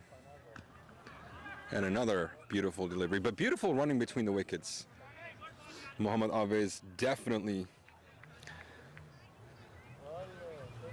tried to hit that delivery and going for that single. Tassel, welcome back. Thank you very You're gonna much. Catch your breath, it seems like. Yeah, I just ran to see a couple of the guys. Short break that was. Very much so. Oh, beautiful. Beautiful. 16-year-old is able to swing the ball both ways, in and out. As you could see, beautiful run up. Fantastic, fantastic action, easy on the eyes. He's able to generate this kind of pace at 16, so let's see.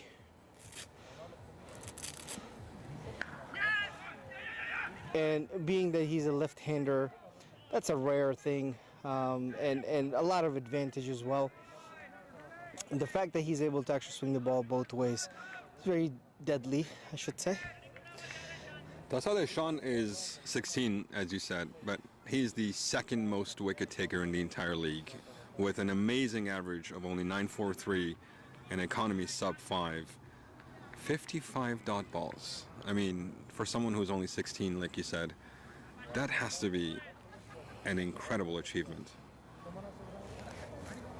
Yeah, kudos to him, right? Like, that means he's got a long way to go. DMV in the last 10 years have been like booming with these cricket leagues and talent, and good to hear that we have these talented young players coming in and being able to actually compete in some of the most competitive leagues here, including this DCL T20 final that we're looking at today. Good to see him here with some senior players like Omar Abdul Rahim Zai, like Rashad Ehsan, and like Wahab Saeed that you're looking at. He's a left arm spin bowler, but very tight line and length with him. He's a veteran of this game. Yeah, same thing with him, right? If you look at the screen, 6 wickets, 10.3 for bowling average, and he's able to actually get this this economy rate under 5.6. He's extremely good, and he's consistent with his line and length, and he's able to actually do this day in, day out, just as that. Look at this. Slows the ball a little bit and gets the wicket. Look at that. Very, very, very talented bowler. Slower in the air compared to the first 3 deliveries, and the bowler is deceived. The batsman is deceived. Omar Abdul Rahim Zai takes the catch in deep mid-wicket and steadies himself up. Easy, and another wicket goes under Wahab Saeed's belt, under the belt. Bijan, what do you think in terms of bowling, right? If you see their spinners were able to get this ball, the run rate under control, and Wahab is actually not only doing that, but he's also taking wicket. What do you think what do you think the batting side would like to do now, knowing that they're still within the power play, 2.5, almost 3.5 overs to go for power play. They're 11 for 2. Should they continue to be aggressive, or knowing where that run rate is? The first batting was under the same condition where they had 2 wickets down, and by end of their power play there were 39 runs. What do you think should the second batting do now? Well, what I do know is Ratan is now on strike, who is probably one of the best batsmen in Northern Virginia. Plays a lot of cricket, plays amazing. I mean, I think given the fact that Indus has already dropped 2 very quick wickets in the power play, it's alarming. Beautiful cut, right straight to the point fielder. It's a bit alarming. I would be a little nervous if I was Indus's captain, but knowing that I have guys like Ratan, guys like Sandeep Lingam, I think there would still be a little comfort in knowing that you have pretty amazing players still to come, still to bat, and one would think that, you know, this game is not out of their reach. What about in terms of setting the innings now, right? Build a partnership and go through this difficult phase of power play where they're 11 out of 3 overs and 2 down. And I think they are going to bring Omar Abdul Rahim Zayed back, and we'll see where that goes.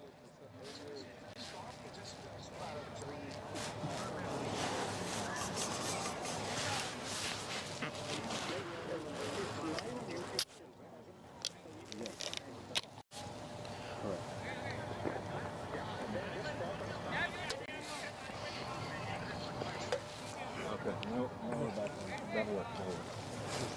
All right, thank you, thank you. Just Thank you.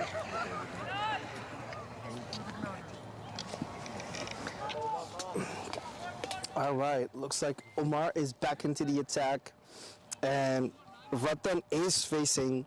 This is going to be interesting because there's going to be a white ball coming in. Oh, full delivery, Yorker, and Ratan tries to actually dig it out, but easy one, and it's, oh, forgive me, it's actually a bye. Very well bowled.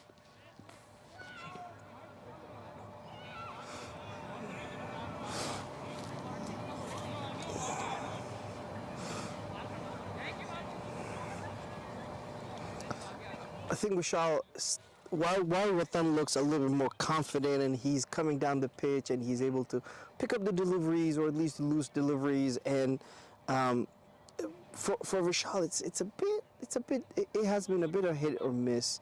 He has been hitting the pads a lot on the body, and let's see where this goes. Oh, another one. As you could see, there's still a little bit of movement. The ball is going a little bit away from the batsman, and this is one of the key things where Vishal is still trying to rotate, build that partnership, but the score pressure is building up, and another dot ball in this stage of the match is extremely difficult to catch back up because we're looking at 9.2, 44, and they still need 161 to go. Oh, my apologies, 121 to go. Another dot delivery, and it's the same line of the previous delivery. I think this is building up this pressure, and this is going to give something here. What is he going to do?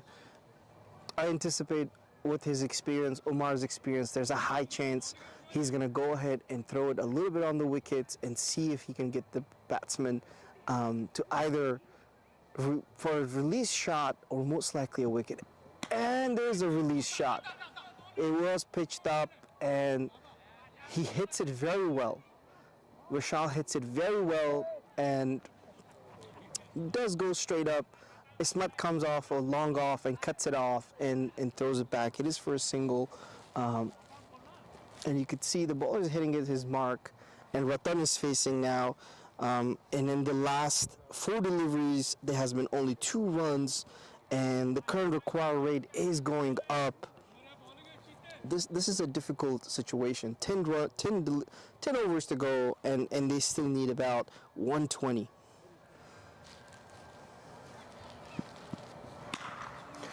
Another beautiful shot.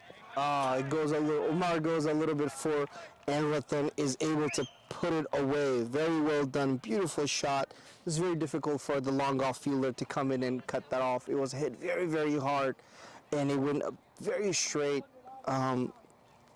So 6 runs out of this over so far, and Ratan is facing. And as we mentioned earlier, while Ratan's strike rate at this tournament has been a little shy of 140, and he's one of those batsmen that can make up the score back up even when his strike rate is low. Another delivery, a little back at the length, and the deep square leg comes in, cuts it off, and saves his team 2 runs. Beautiful fielding. You guys can hear from the pitch that the fielder are cheering up. that young gun over there, and he's able to cut that off. It was hit beautifully, and only 8 runs off this 10th over. So now we're 51 for 3, 10 overs done, and the equation is 115 in 10 overs with 7 wickets in hand.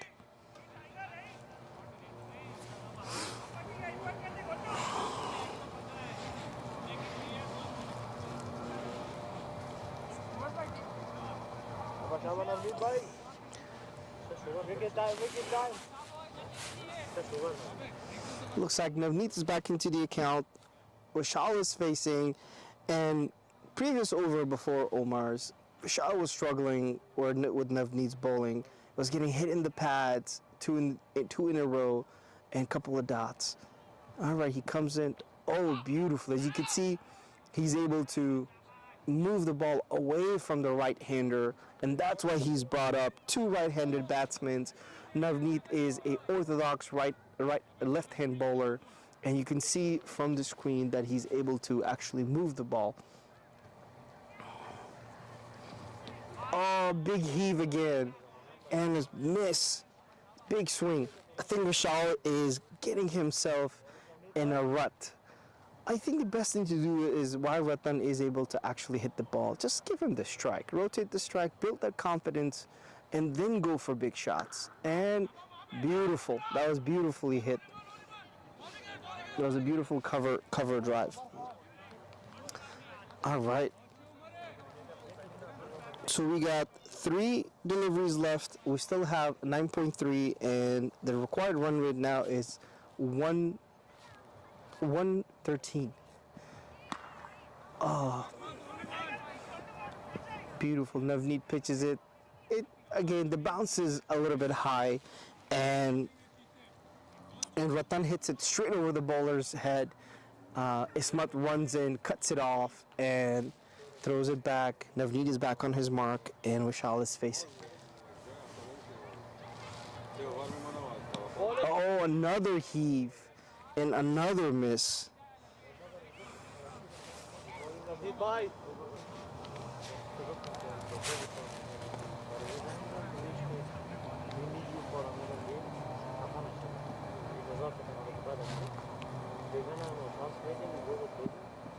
Another heave and a miss.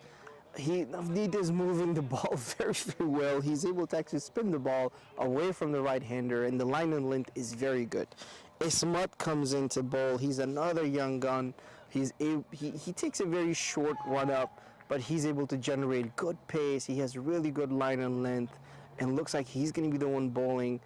Captain Wahab comes in, chats with him a little bit, just to see what he's thinking, what he needs to do, asking for a field set, as you could see. And this is going to be interesting as well. With the new bowler coming in, and then most likely Ratan facing, this is going to be an interesting contest. How you doing, Tassel? Well, I was missing you. Your chair was getting cold. Welcome back. Thank you, thank you. Well, it seems like Comets is doing pretty well. Yeah, you missed a little of the action where between Navneet, his over has been very economical. He's able to spin the ball surprisingly a lot with this pitch and this turf. Ismatullah now comes to the attack. And That's right. I'm pretty excited to see him bowl, to be honest with you. That's right. He's young. He takes a short run up, and here we go.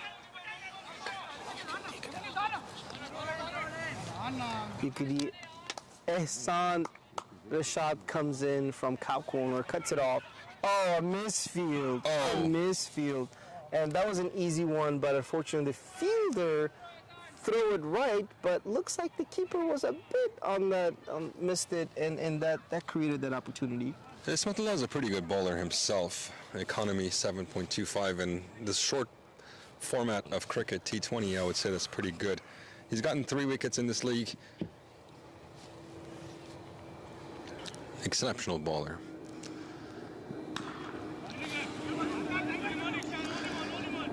The interesting is interesting thing is that,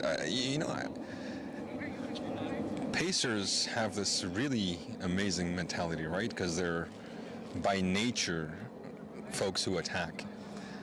If you see Ismat's run up, I'd really like it. It's just he runs on his toes. There's no flat-footedness. Every step he takes, he's bouncing and bouncing and bouncing and getting ready to generate that velocity for the ball, and it's something to admire. I want you to take a look at his run up. All toes, if you notice.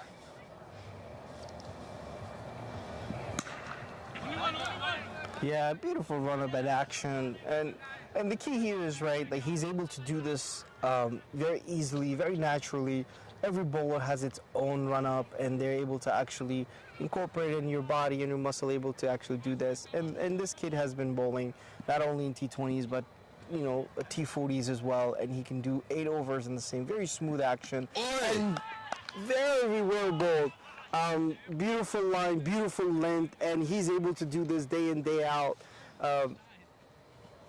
For big Let's heave. not forget the wicket, the importance of this wicket. Yeah, it's a rough one. It's unfortunate. He big heave, and the ball I think stayed low compared to the previous one, and he is out unfortunately. That's a big wicket, big loss for Indus. But we do have Sandeep comes in.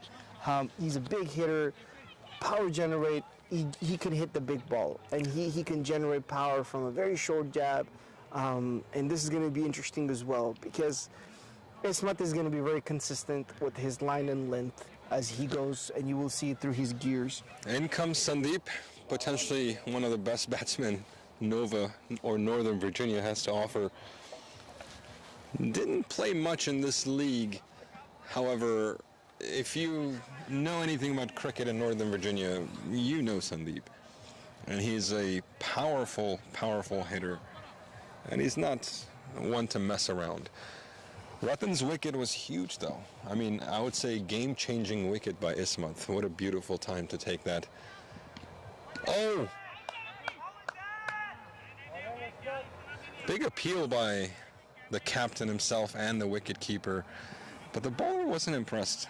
I don't think he appealed at all. Yeah, you're right. I think there was an appeal from the keeper. He was adamant there was a noise, and that's what confused the keeper, including the captain himself. And they were not sure what happened. Big heave again on Sunday. It's his second ball facing. I think we know sure. what his intentions are. Clearly. I mean, we should also note that there are 109 runs left in this game to chase with only 8 overs. It's a pretty massive mountain to climb. And I think Indus has to blame themselves. They started really slow, dropped a couple of wickets, and that plays a big role. Now they're facing a pretty massive target. Lots of folks on the outside just watching on, and it is a pretty massive game. So it's... Yeah, you can see a lot of families, friends, people that are supporting all across these from Virginia, and they're all sitting on the bench drinking their own. So it's good to see families, friends, all of them coming together. Navneet is in the attack, and Vishal faces... Transfer run-up and an overthrow. Yeah. Pretty strong running by the batsman. Could not make it for 2. Yes. Could not take advantage of that overthrow. Yes, absolutely. Game is getting interesting, but at the same time, game is getting a little out of Indus's hands. At this point, if you're Indus, you're probably hoping for miracles. Yeah, this is where it gets interesting, right? If you get somebody like Sandeep and he's able to get, like, let's say 30, 35 in the next 18 deliveries, that's gonna make a difference. He's definitely swinging for it. Oh yes, another swing and a miss. That's another bye. Sandeep has been going hard, and after every I don't delivery, think he has any other option. I agree with this. In terms of giving Vishal the strike is probably also a good choice at this point. But 44 deliveries left in this game, and 107 runs to go. mean, it's a mountain to climb. An overthrow again, but Sandeep does not want to go for two, and wisely chosen not to go for two, because I think that would have been an easy run-out situation. With already 4 wickets down, I think you cannot afford to lose any more. No, not at all. I think, and this is the point, right? There's a sit batsman. While yes, Sandeep can hit the big ball, and he can go hard on these deliveries in lower end. My apology, the last few overs. But Vishal has faced 20 deliveries, and he's the sit batsman. But he has been big hit by Sandeep, and it goes all the way. It's a huge hit, and 6 goes out the boundary, and the umpire is signaling. Let's see if the umpire signal looks like it might have been one. It might have been. Looks like there is. Oh, umpire signaled 4. It has been 1 bounce 4. But a huge heave by Sandeep, and he's finally able to connect on the 5th delivery. So maybe this is a start of something, Bijan. It was a pretty beautiful shot. I will say this: there are a couple of leagues that DCL offers, right? I mean, there's what a beautiful shot. However, it stays inside. A chance for a catch, and a catch is taken. Oh, and Hassan takes the catch. And a beautiful catch at that. You know, hard ball is not easy to hold on to. And Sandeep is gone. So I think with Sandeep, it's very likely that Indus's hopes are also slowly diminishing. I mean, it's a pretty massive mountain to climb, like I said earlier. And it just got even more difficult. New batsman coming on the strike. Vishal has already faced 20 deliveries with 10 runs. Sai Teja, honestly speaking, I know Sai Teja pretty well. I've played with him multiple times. Sai Teja is one of those game changers. I will tell you this much. He is an incredibly amazing batsman, a hard-hitting batsman. He has scored 76 runs in this league so far, with an average of 19. His highest scored being 39. Pretty healthy strike rate of 131.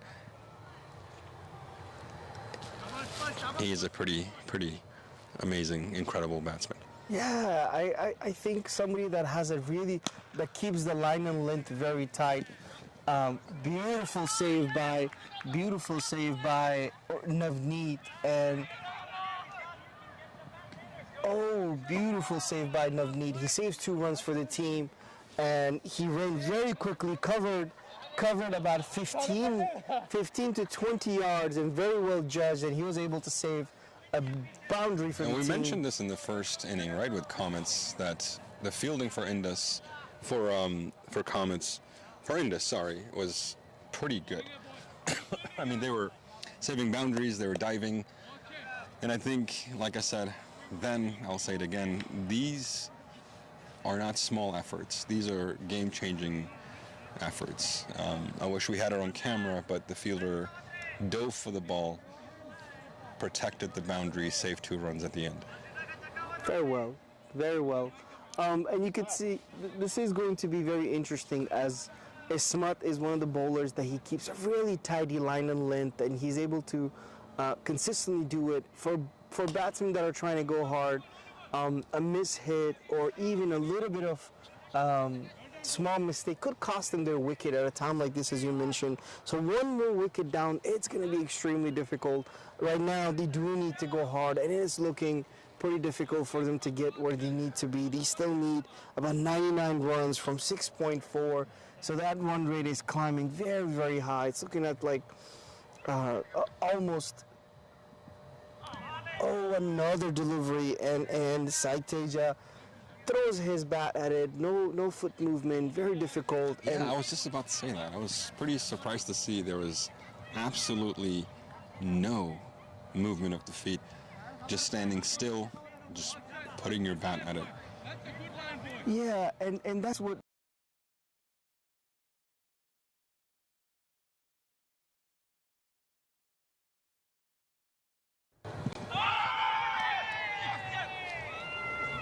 A huge appeal. The batsman runs in, direct hit, but it's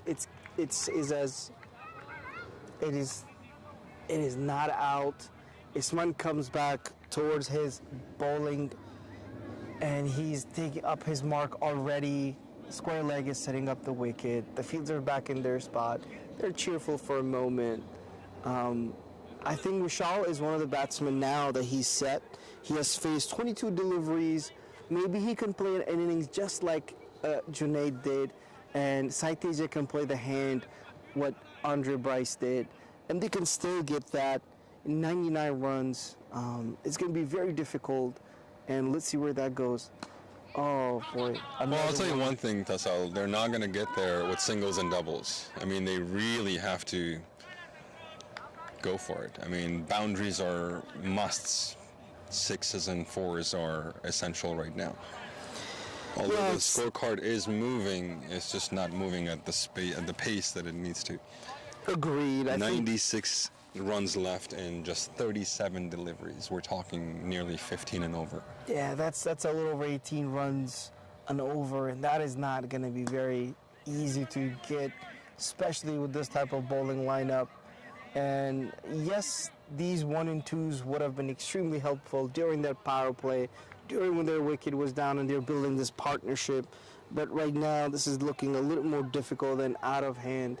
But it's still going to be an interesting contest. Let's see how it goes. Looks like... Once again, you guys are watching the final match between Indus CC and Comets CC, the final game of the summer DCL T20 Hardball League. We do like to mention and thank our sponsors who have been very kind to DCL for quite some time. Game seems to be in well control for Comets CC, who put a pretty respectable target of 166. And yeah, just chatting with Navneet right now. He's just asking what the equation is, Bijan, and you know the fielders are in. I think this is the first time I have heard the fielders asking for the equation, which tells you where the mindset is. And they haven't been asking a lot of questions. They just want to see where they are, which is very interesting.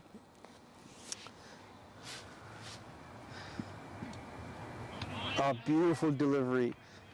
A little short, but goes right over Vishal's shoulder and straight to keeper's hand. Very good carry.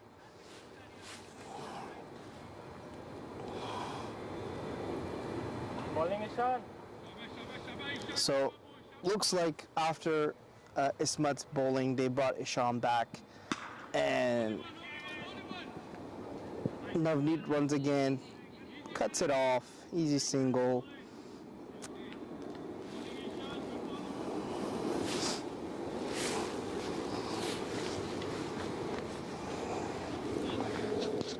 an exciting time, Tassal. It seems like the weather really helped us out today. Like I said in the beginning of the stream, it was pretty cold yesterday this time around, but it seems like it's pretty good today. We are looking at about 47 degrees Fahrenheit, equating to about 8 degrees Celsius. Final match between Indus CC and Comets CC. Indus CC need some big hits.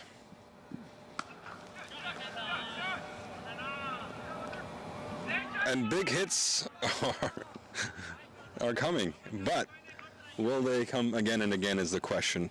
A massive, massive 6 by Vishal to a pretty respectable Ishan bowling. But I think they need a lot more like that. 32 balls left, 87 runs. A mountain to climb. Comets must feel pretty happy with the outcome so far. A catch opportunity and a catch taken. And a catch taken. Those are not easy catches, Tassal, because you have to cover so much ground. The ball was not in the air for a long time, but a pretty good run, falling right under the ball. And obviously the final step is caressing the ball. Right, right. And interesting enough, right? Ishan goes a bit slower, hits the pitch. It's a short pitch delivery. Vishal hits it and goes for a 6. And the next delivery, he slows the delivery again, and a little bit further towards the batsman's eye, and gets a wicket very easily. And with that, Ishan gets his 8th wicket of the season. DCL is one of those leagues that they include the final and the semifinals in stats as well. There are individual trophies that are handed out at the end of the season, and Vishal now has 8 wickets, matching another bowler. So he's definitely up there for that individual record. Yeah, agreed. And you're right, and he did a fantastic job, right? He's done with his 4 overs. He's 4 overs, 24 runs, 2 wickets, economy rate of 6. While the second inning batting is chasing 8.5. So he's well under that economy, and he's delivering with the ball. Ismat comes back in. He has been very economical with 1 wicket. His economy rate is under 6. And Ishan was brought back after instead of Navneet. So there's a high chance that after Ismat, Navneet is going to come back and finish this. Oh, White ball on the left side. Keeper actually makes a dive to save that. Ismatullah, again, an exceptional bowler. Like I said earlier, I love his run-up. These are death overs, that's all. Yeah, we still got slog overs, and there. Oh my God! Potentially the biggest shot of the evening. Straight in deep square leg, a massive 6 by Saiteja. Huge. That was humongous. It was very high, very high. It had the height and distance. From when he hit the delivery, it didn't look like, or at least when he hit that ball with the contact, it looked like it was really high. But it also had the distance, and there's a chance that now Ismat is going to try to correct that. That delivery was a little bit on the hips, on the leg side. He's going to go off now, and a change of pace. Another one, but this one goes straight up in the air inside the field. The fielder overruns it and drops the catch. Yeah, that's going to be hurtful, right? Good bowling, Ismat. While these deliveries are potentially chipping away, but it's very difficult to catch on to the required run rate.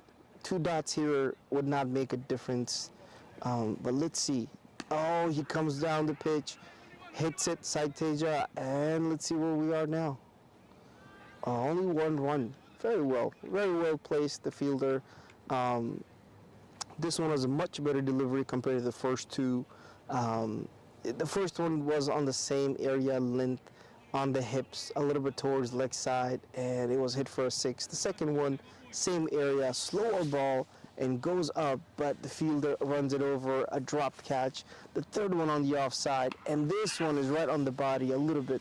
Beautiful line and length, and it places it for another single.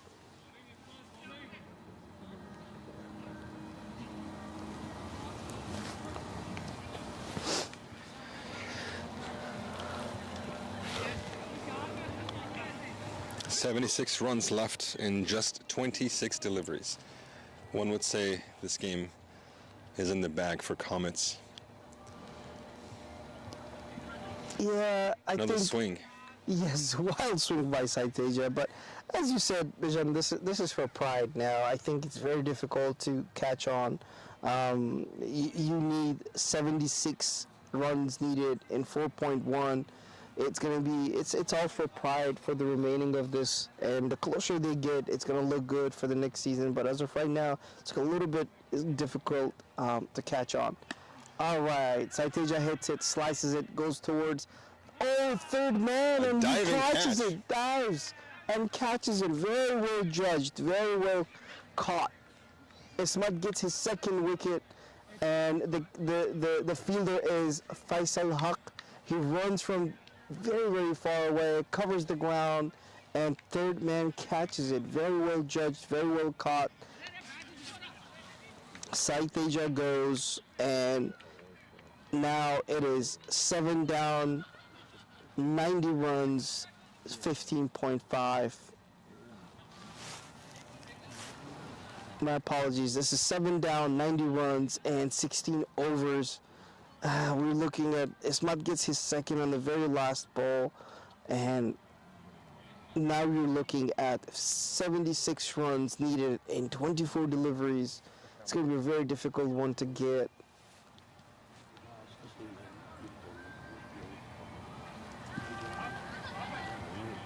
They need 19 runs and over for them to win this.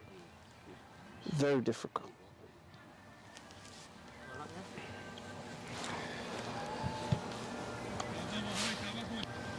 What do you think about this, Bijan? I think they're playing right now for the pride, and they can go hard. But what do you think is happening? What the batsman, what the team is thinking? What's going in their mind? They're 7 down. I think they wouldn't admit this. They would always say we have to go for the win.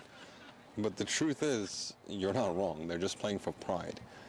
But anything is possible. I mean, 36 is very possible in 6 balls, but it seems quite unrealistic. The par score at the moment should have been around 123. They're sitting at 90. And again, singles and doubles are not going to cut it. Yeah. And generally you could tell from the way the batsman comes in and they're aggressive. You could see it from the first couple of batsmen top order that come in. Oh. Down goes another wicket, it seems like, or is the umpire not giving it yet? Not quite sure. I think Chandrasekhar comes down the pitch, and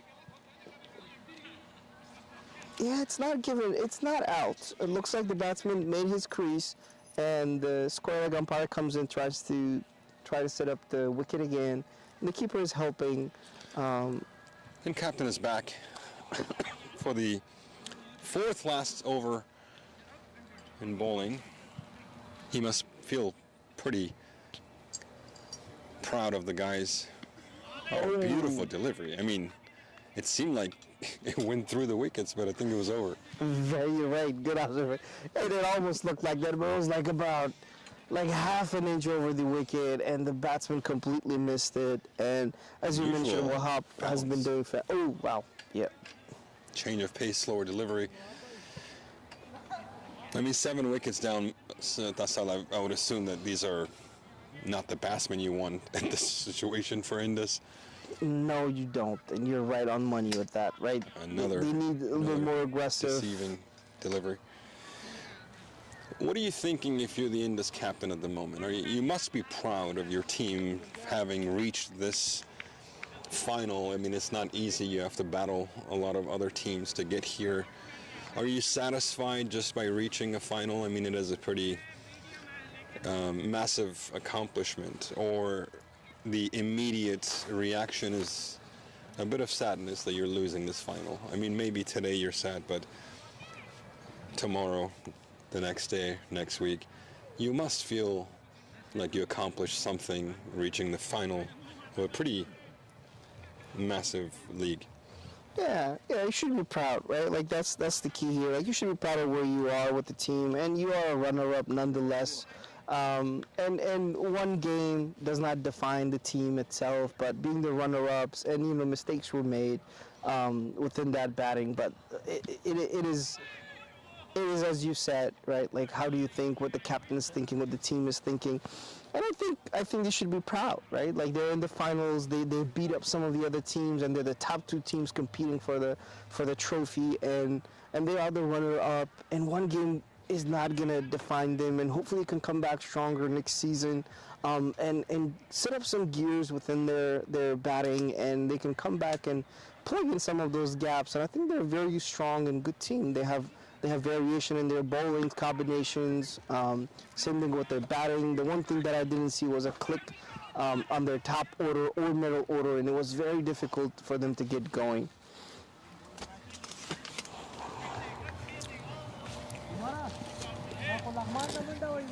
Andre Bryce to the attack. A bit surprising to see him. I wonder if he bowls regularly or if the fact that the game is nearly dusted, they want to give the ball to other players. But he is a tall man. Although he runs pretty fast, his pace seems to be not as fast as someone like Ismatullah. Yeah, his action as well, right? Almost if you look at it very closely, you would think he's chucking. That's but, what I thought I saw. Yeah, but he's very well. He was bowling within the regulations. Just his action is not the same. Oh yeah, I mean I don't doubt that one bit. Yeah, and the run up it seems to be quite far. I mean he almost stepped outside the inner circle. Yeah, he's like a 30 circle. Oh, that was a much faster delivery. Yeah. I wonder where he's from. You'd think somewhere in the West Indies. Yeah, we do have in DV area. There's a lot of Caribbean guys. Some of these Caribbean players that are like very well known in DC area are like Christopher Vontal. You have Gaukar Rupnarayan, goes by Juicy. You know, these are some of the guys that I've been able to see and play with. There's plenty more around this with area. A couple myself. Yeah. Quite a good population of our Caribbean folks here, and they're pretty good as well. And they love this game. They come in and they're passionate. And I mean, you could see one would say they were the original pioneers, the original what now is India, just that level of team that you know can win and will win pretty much every game they play.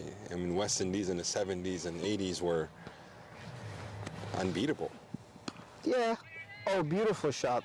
Andre Bryce throws it wide, forged delivery, and Nikhil hits it and goes over point, and Omar cuts it off, 2 runs, and now it's 97, 7 wickets down, 17.4, and they need 69 runs in 14 deliveries.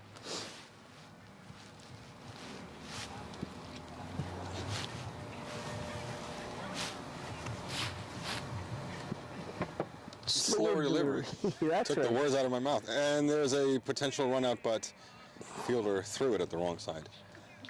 Yeah, good eye. He, as you mentioned, he was running, and he's able to mix up his deliveries. The third delivery of the over, as you saw, it was pretty quick. The last one was a change of pace, and it was pretty slow.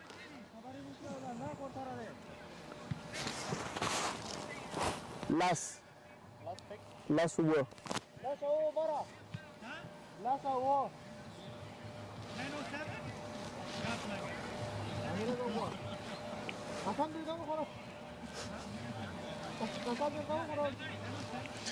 Looks like Faisal Haq comes into it.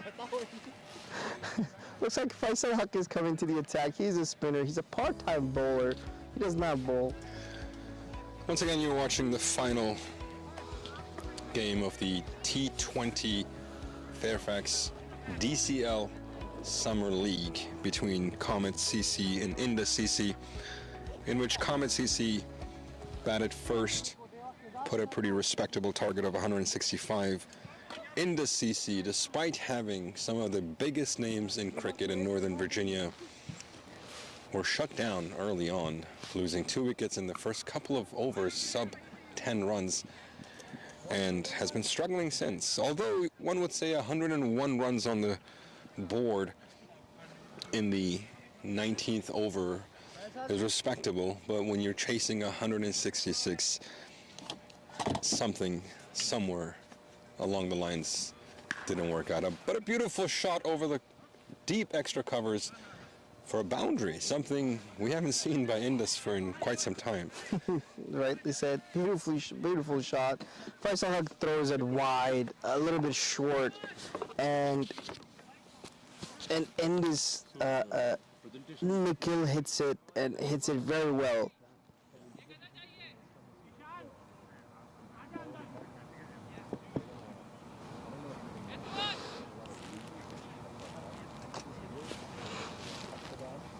I think they're giving the part-time bowlers chance here. I think they know that the game is pretty much done at this point. And looks like Faisal is asking for a run out, but he's looking for the ball right now to see where the ball went, and the umpire is not interested at all. He just picks up the wicket, goes about his day, and it's the last 9 deliveries. You know, I would just get on with it and call it a day.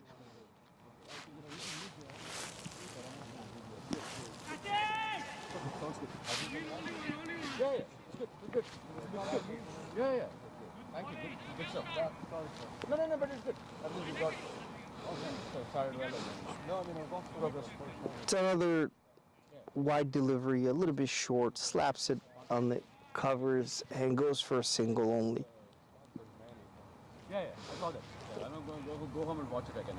Okay. On the hips, twists a little bit and goes for a single.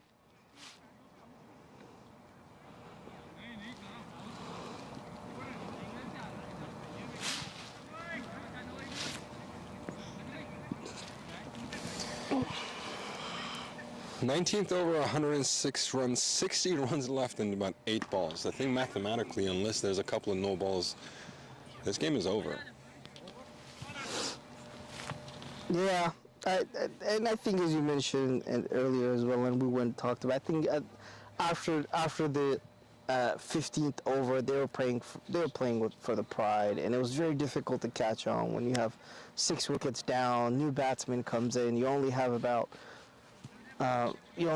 like 4 or 5 overs left, and you need to get 90 runs. It's very difficult, right? And we are. Looks like Ismat is back in the attack, and let's see where this goes. I think this is the last over of the innings. Ismat comes back in to the attack, and there's still three wickets to go. And Nikhil is facing. Oh.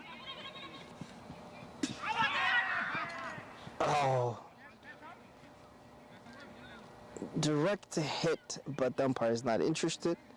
And just Is he? I didn't have the right angle. I guess he's not, because the batsman is still standing there, but yeah, he's not I thought interested. he rose his hand at one point. No, I think But he's, whether it was a wave for no or a finger for out, I couldn't tell. yeah, it was. I suppose it was a wave, and he did move his hand. It was for a no. He runs back in. Nikhil is facing. On the pads, and he just swivels slowly, hits it towards square leg. Both of the fielders from deep square leg comes in, and from short mid wicket, and they go for 2 runs. And for those that are watching, the keeper name is Tariq. He has been playing in this DMV area for a very, very long time, close to 15 to 17 years, and he does have a beautiful nickname. His nickname is Mamu, and that's what we call him. I had the pleasure of playing with him. Great soul and a better keeper. There's always that one person in the team that you admire. That's right. And I guess Mamu is the man. He is.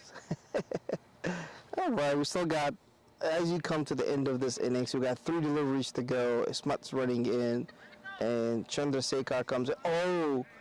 Seems like the same exact line and length, the entire 4 balls. That's right.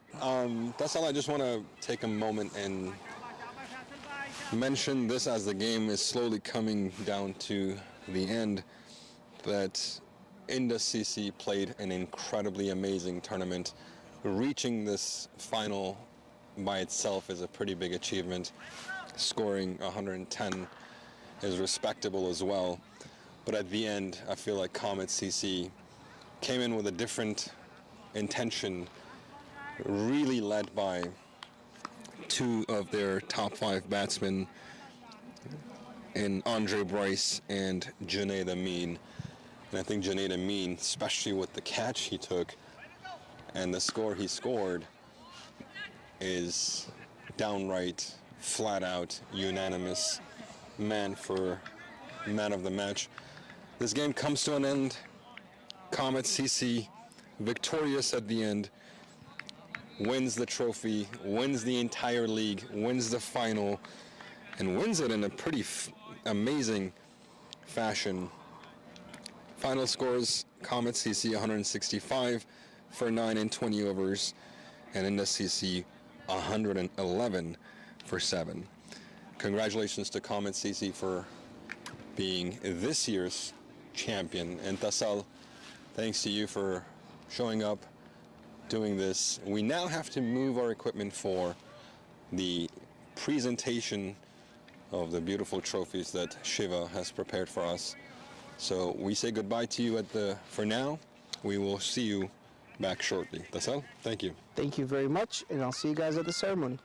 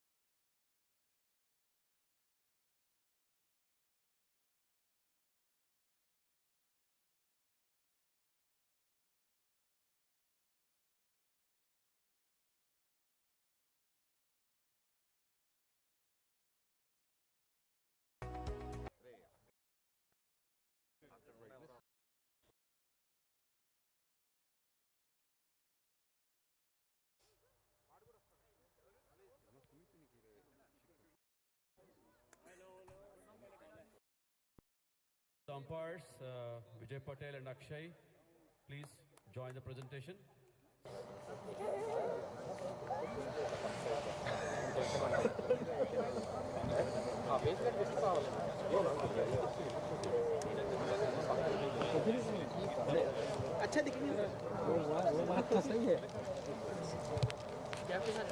Captains,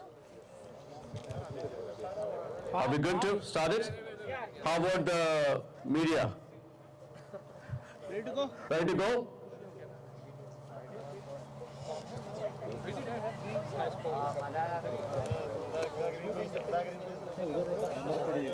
I'd like to invite Ramesh Garu to join the presentation. Ramesh Garu, please join us. Usman, you want to announce the committee or what? About the Faisal. I mean, I can just talk about myself. Yeah, you can talk about yourself. Thank you very much for both of your team, Comets and Indus. It was a great game. Hard luck to Indus, but you guys fought really hard. I was watching you throughout the tournament. First of all, let me introduce myself. My name is Usman Shah. I'm the president of DCL. Thank you so much for participating in this tournament and making it thus far. Congratulations to Comets for winning this tournament. There was a player to watch the game. Unfortunately, I couldn't watch the first half, but I was watching live. But I make myself available to watch the second inning, and it was a pleasure to watch both of you team. I don't want to take more time, so I'm just going to hand it over to Siva to go over the prizes. But before I do that, I would like to thank Siva for doing all these at the back end. It was a great effort. I have seen that. I know a lot of folks, they just come over here and watch the game or play the game, but there's a lot of effort in the back that has been done by Siva. I was, helping him in the back end, but he was the front face to doing all this. So again, thank you so much for your effort. DCL is appreciating your efforts, and we want to continue this, effort for, these coming years. And again, thank you so much for your efforts. Yeah, thanks, Usman. Really appreciate it. It's always, pleasure to serve the cricket community, the fraternity. It's been my passion, and I'm always going to try to do it better. Collaborating with the county, with the, with DCL, and hopefully, you're going to see good infra, good talent coming in, and make it more enjoyable.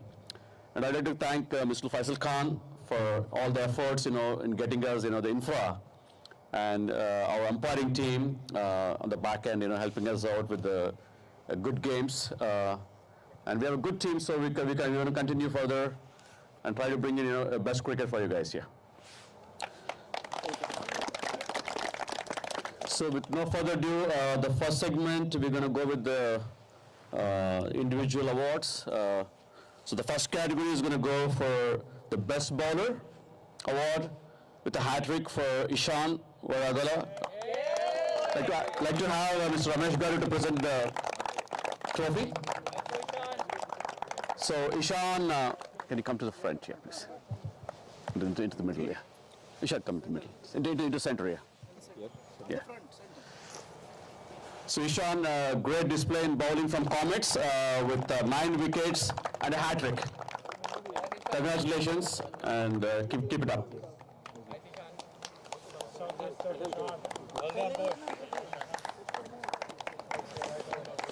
So the next award is Best Batsman. That goes to Shoaib Awan from VA Falcons with 167 runs. So we don't have VA Falcons, but we would like to have Mr. Faisal Haq to collect the trophy on his behalf.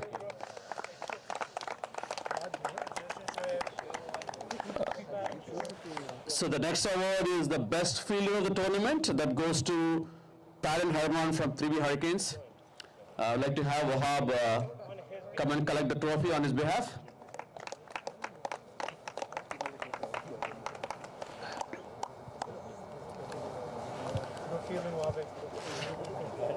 Well done for him. The next award is Man of the Match of the Finals. That goes to Junaid Amin with a brilliant knock of 67 runs, brilliant batting and 1 catch. Well done. It's a treat to watch.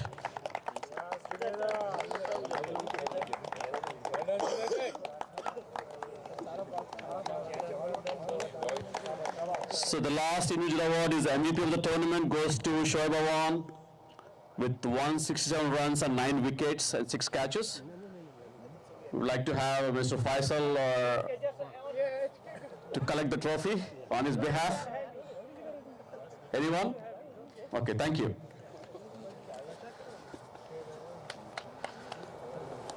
So we will definitely add more categories in the upcoming year. I'm sure, like, there are a lot of categories that we can expand. But definitely good cricket, and hopefully we'll see you guys again next year. The next segment, we're going to start the individual trophy awards to, we'd like to have the Indus captain come over. I would like to have him speak a few words before he can call all his team members. Here, Sai, I would like to hold this just to cover the media. Yeah. Please play a few words about Indus, about your team, about your performance. First of all, thank you. It was very fun playing this league this year. They want the both. This is our first year in the league, and I'm really happy with how my team performed this throughout the season. It's not easy to be in the finals in the first year. So Usman's going to do I thank everyone for being committed and dedicated to playing here. And it was a tough loss, but I think we can take the positives and come back stronger next year. Yeah, so brilliant work, Sai. We definitely need young captains. I think that's where it's heading these days. So keep it up and keep supporting your captain and keep playing good cricket. Can he call the... Yeah, so I would like to have Sai call his team members to collect the individual. Yeah. Everyone. Yeah, one by one. Call one by one. And then I would like to have Vijay Patel, or Vijay Patel, please hand over the... You can give the...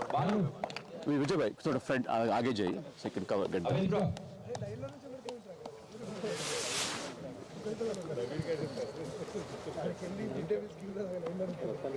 Yeah. Youngster. Can someone take some pictures, please? Anybody? From Comets or Indus CC, some pictures?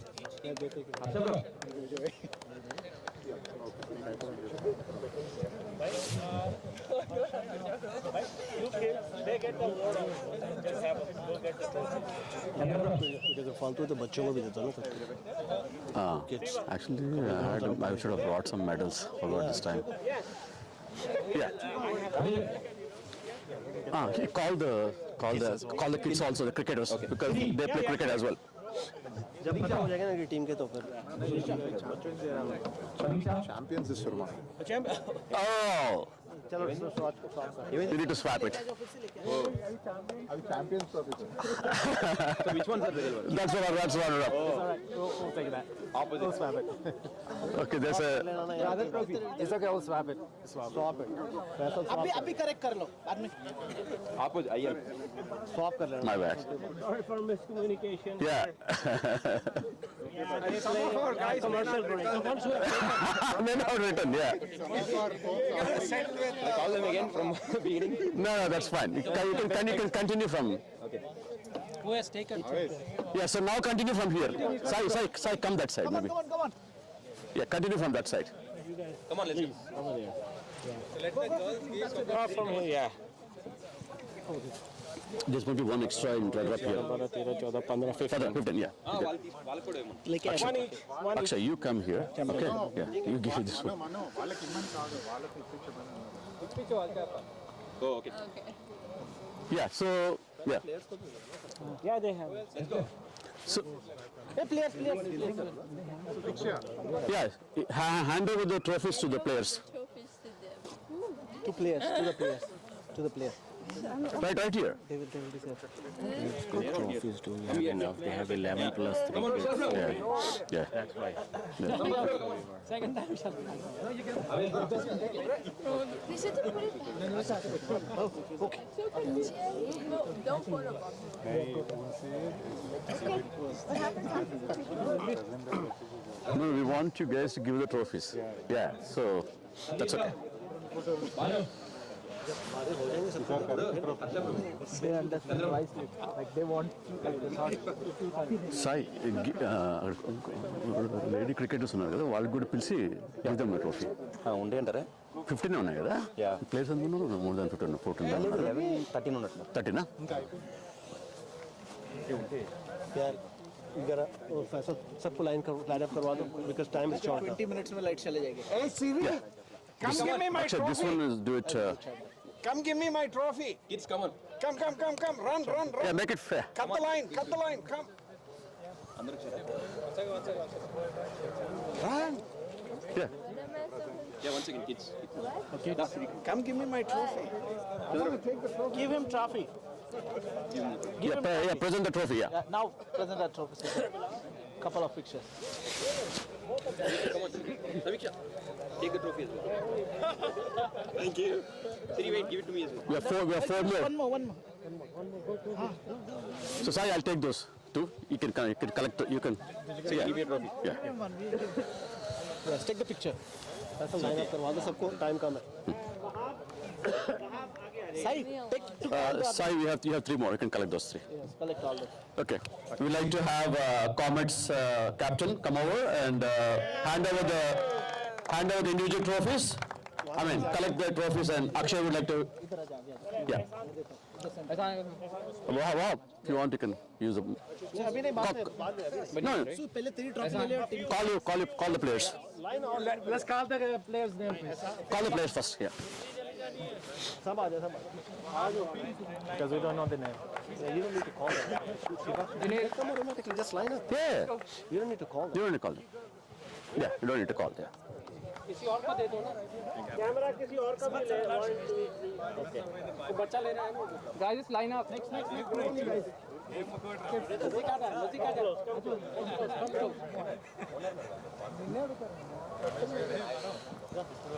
What's the time? 10:30 That's fine. We'll have speak couple minutes, and then we go to the main trophies, and then we take some pictures, and we are done. Twice. thanks for God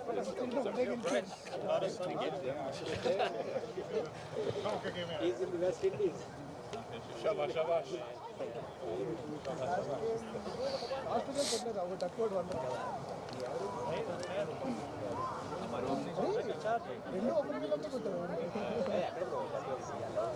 Next.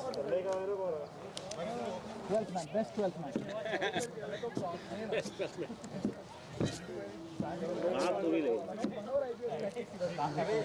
Omar. 3 more.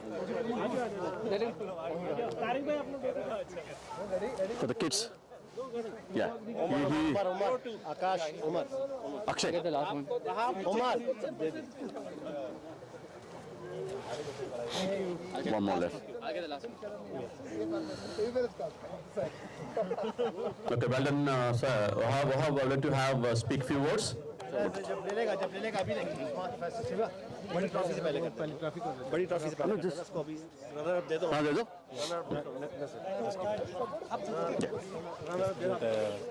Runner up दे दो. आपने देना है ना runner. Yeah. Runner up. We'd like to have Indus captain come collect the trophy. Like to have Mr. Usman. So, yeah, then you can call your team. Yeah, please call your team. We'd like to have all the team members come in.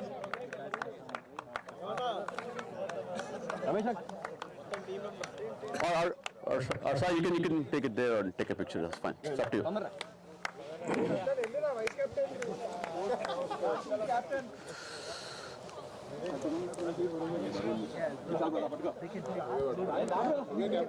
Actually, can I take a picture of them? I need that picture and the one for the flyer, yeah. No, take from yours, yeah. So I need those pictures, yeah. These two.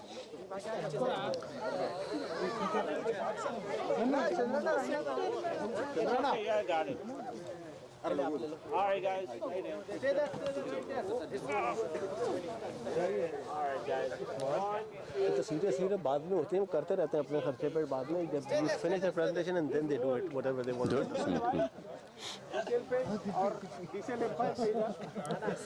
India. Okay. Like to have Comets captain collect the trophy, please. Like to have Mr. Faisal hand over the trophy. Captain.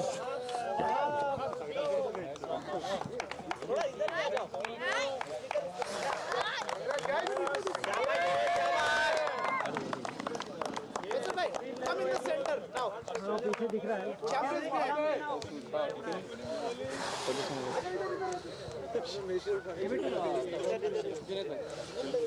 This is Wahabs, yeah. Oh, captain. 2 Wahabs? कौन सा वहाँ पर कितने वहाँ पर भाई?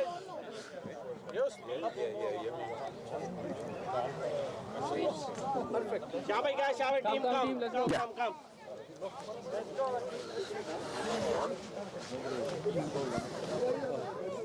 Good, thank you. You guys want to do any interview or anything? Or no. Is it done? Do I just click this? Yeah, just here. Look, can we do this? Yeah, make a video also. Hey, you're in. Get in, man. This is done. Get in, guys. Stay tall, chest high. No, this one. Okay, good. Come on, guys, come on. All right.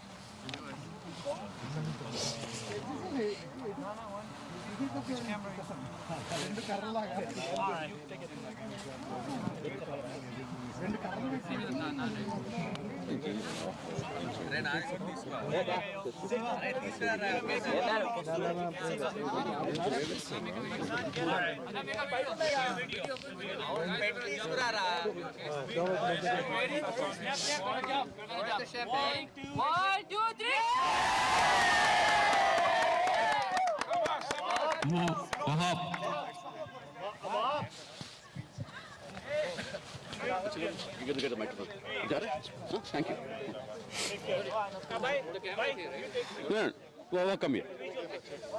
Welcome here. They just want to capture for the president for the. Yeah, if you want to just stay right there. That's good. Right there. You don't need this one, right? Sure. And then this camera, right? Look at the camera, yeah. Okay. Congratulations on a pretty dominating game and winning the whole league. What are your thoughts? I mean, first of all, I just want to say thank you to the organizers and management for putting such a good tournament. It's one of the only few tournaments in this area actually where we play under lights. So it's a great opportunity for the guys to just come in and show their talent. From my team, the skill and the talent that we have, it just makes my job easier. Let the guys do their job.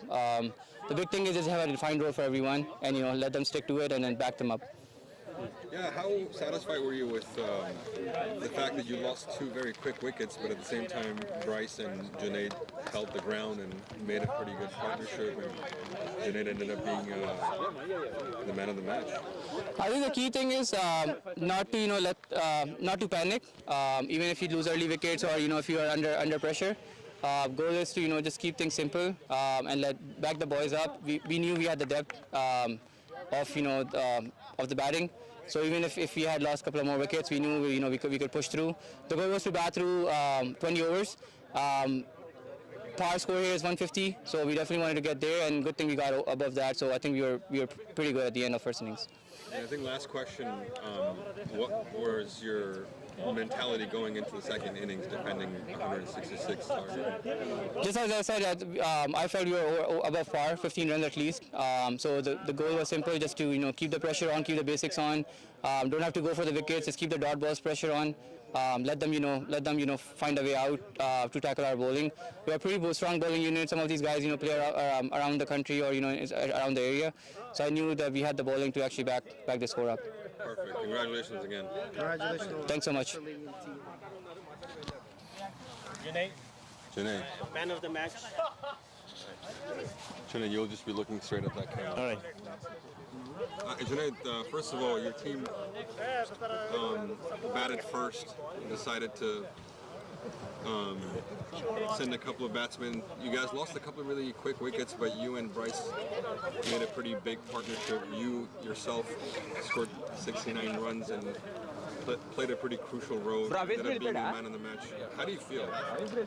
It feels really good contributing to a team's victory. It's always difficult in the start on this pitch. You cannot just go in and strike the ball.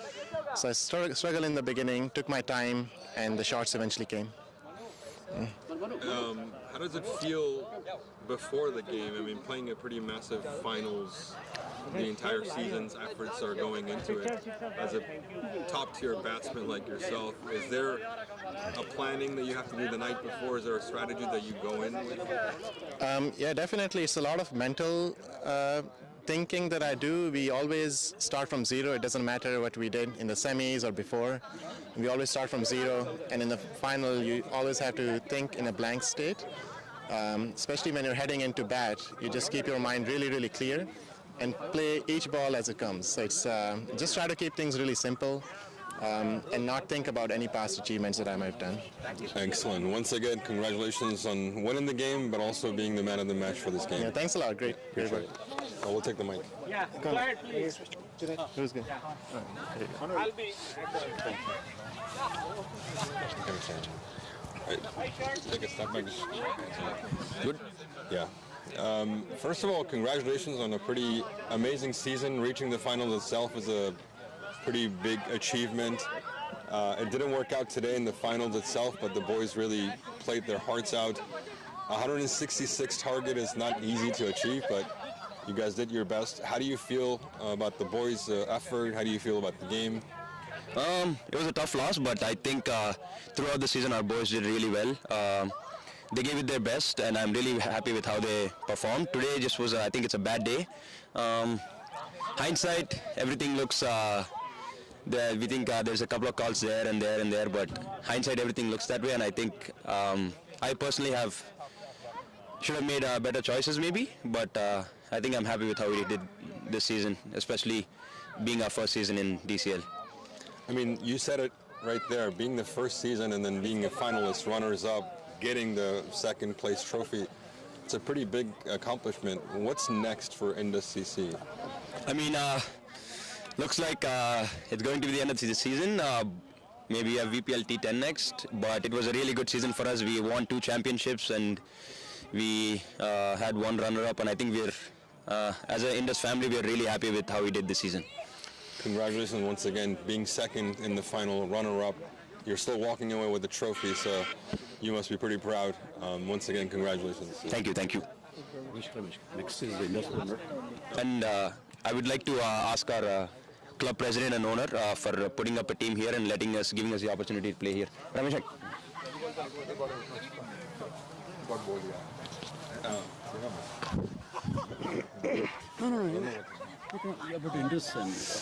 Yeah, congratulations. I was just telling your captain that being the fact that this is your first season, reaching the final in itself is a pretty big achievement.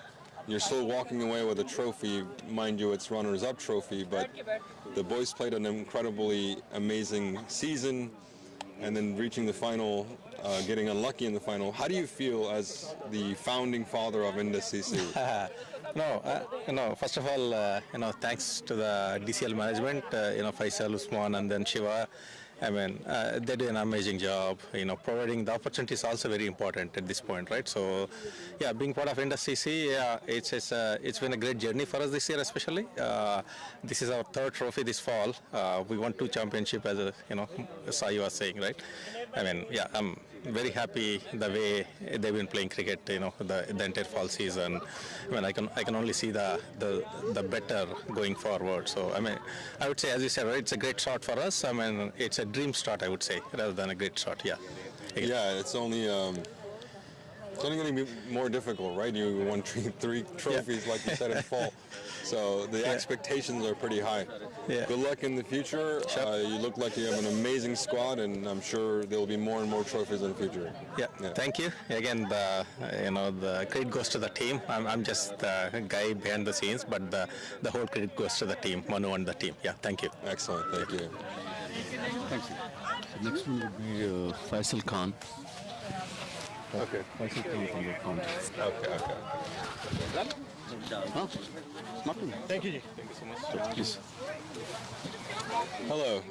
I hear you are a man behind the scenes that runs all of this. That's what they accused me for. Oh, it's a good accusation. How do you see DCL's success a night like today? Well, it's been a great night. It's a little chilly, but it's been a journey of. We started this project in 2012, back in 2012, and I think this is what edition number 25. So we've seen a lot of kids evolve and get really at the pro level, and this is literally the second or the third generation at display over here since we started. So there's a lot of work has been put in, and you can see the results. There's all the local talent that's coming up. That's a great thing to see for all of them. Yeah, I mean, I was talking to Shiva, who's doing an amazing job managing a lot of these leagues.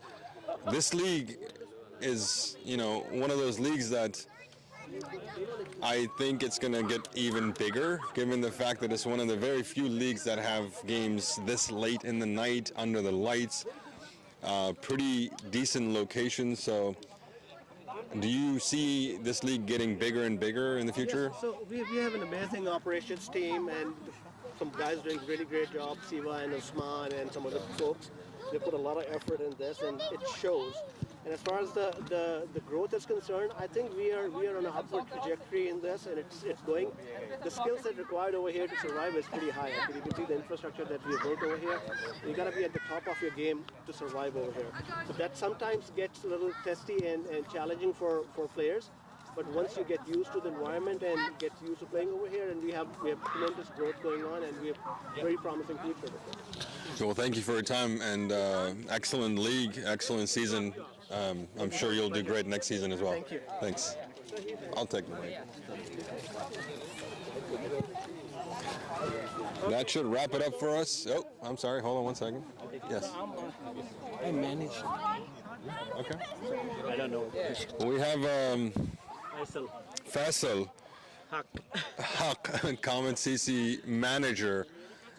Congratulations. What a beautiful view right now we have with you in the championship trophy. What an amazing game you guys put together. How do you feel? It's always amazing feeling to be in the final, and winning the final is icing on cake. A lot of effort behind the scene to have playing 11. Everyone work. We have hard, very hardworking individuals. They work on and off. Everyone is busy. So I'm very proud of them being communication-wise. That's the main important thing here. Especially in abroad. But I'm proud of everyone. And looking forward for more talent to join our Comets. And DCL, special thanks to them for providing this such platform. And we are looking for more good cricket to come in coming seasons. Excellent start. I know a captain's job is difficult. I know top order batsmen have a lot of pressure to score. I know bowlers have a lot of pressure to take wickets and have low economy. But behind the scenes, as someone who has managed a team before, I know one of the hardest things is to get 11 players to sign up for a game. So you being the manager, I give you all the credit as well. Good job. It's not easy to come up with a team like this, win a championship trophy, and perform under the bright lights. Yeah, again, kudos to everyone. I never have to thank God, worry about this, that, everyone respect and communicate in timely manner, so where we don't have to worry about, hey, right before the toss, we are calling for talking to individuals on the phone, where you at, this and that, but that thing, I'm very proud of my Comets guys, and again, looking forward for a long way to go. Thank you very much, sir. Thank you. Congratulations again. For good coverage, and see you till next time. 1, 2, 3, Comets. Thank you. Thanks. That wraps it up for us. Oh, I'm sorry. He would like to talk. Shiva told me to talk. Talk, of course, yes. Introduce yourself, sir. Yeah. So, hello, everyone. Welcome to DCL. This is a night cricket which happens in DMV area, and I've been playing DCL since last 5 years. And me and Shiva used to own a team called Virginia Warriors. That's where I used to play. I used to manage. Me and Shiva used to manage. I would like to first thank Shiva for organizing this beautiful night tournament called DCL. Players from DMV area come over here just to enjoy a game, and it's one of the beautiful fields in the area where they have under the lights. Not many grounds are here where we play cricket under the lights, and DCL is actually booming up really, because when we started we started with about 4 teams. Now the hard tennis and the leather ball leagues, literally we have about 40 teams in hard tennis, and we have about another 6 to 8 teams in leather ball cricket. So which is good to see all the youngsters who are actually participating in minor league and major league. They are also been part of DCL, and I would like to thank Shiva Bhai, who is the organizer. Yeah, he's the one, and thank you Shiva Bhai for providing this such nice infra and under the light cricket. Yeah. So what changes you would like to make from next year? Yeah, definitely. I think it's a great show by the teams. We had a little late start, but again, we ended up well on a good note. And then thanks to your team, the brilliant coverage, and it's a good collaboration. And I can see much better things happening, and the viewers really loved it. It's a good cricket. So next year the plan is definitely expand more crickets. I think the media coverage and the live will make people to come in. Play in good conditions. Now people know about the grounds. So we're trying to introduce weekday cricket. Oh. On that way, it's no clash with other leagues. That sounds perfect. And then to expand more teams, play better cricket. Yeah. Cool. So thank you guys. It was really this season, and you guys have streamed it very well. It's like an international standards. So kudos to you guys. How you guys were streaming. It was absolutely top notch. And by the way, brilliant commentary. Yeah. Kudos. Yeah, people, very good reviews, and when I go home, I'm going to watch the whole footage. Absolutely. I'm looking forward to the highlights. Absolutely, me too. Yeah. And thank you, and thank you guys. Thank you, and good night. Good night. Thank you. All right, that wraps up our evening, and we are saying one last time congratulations to Comets. Hard luck to Indus. Both teams getting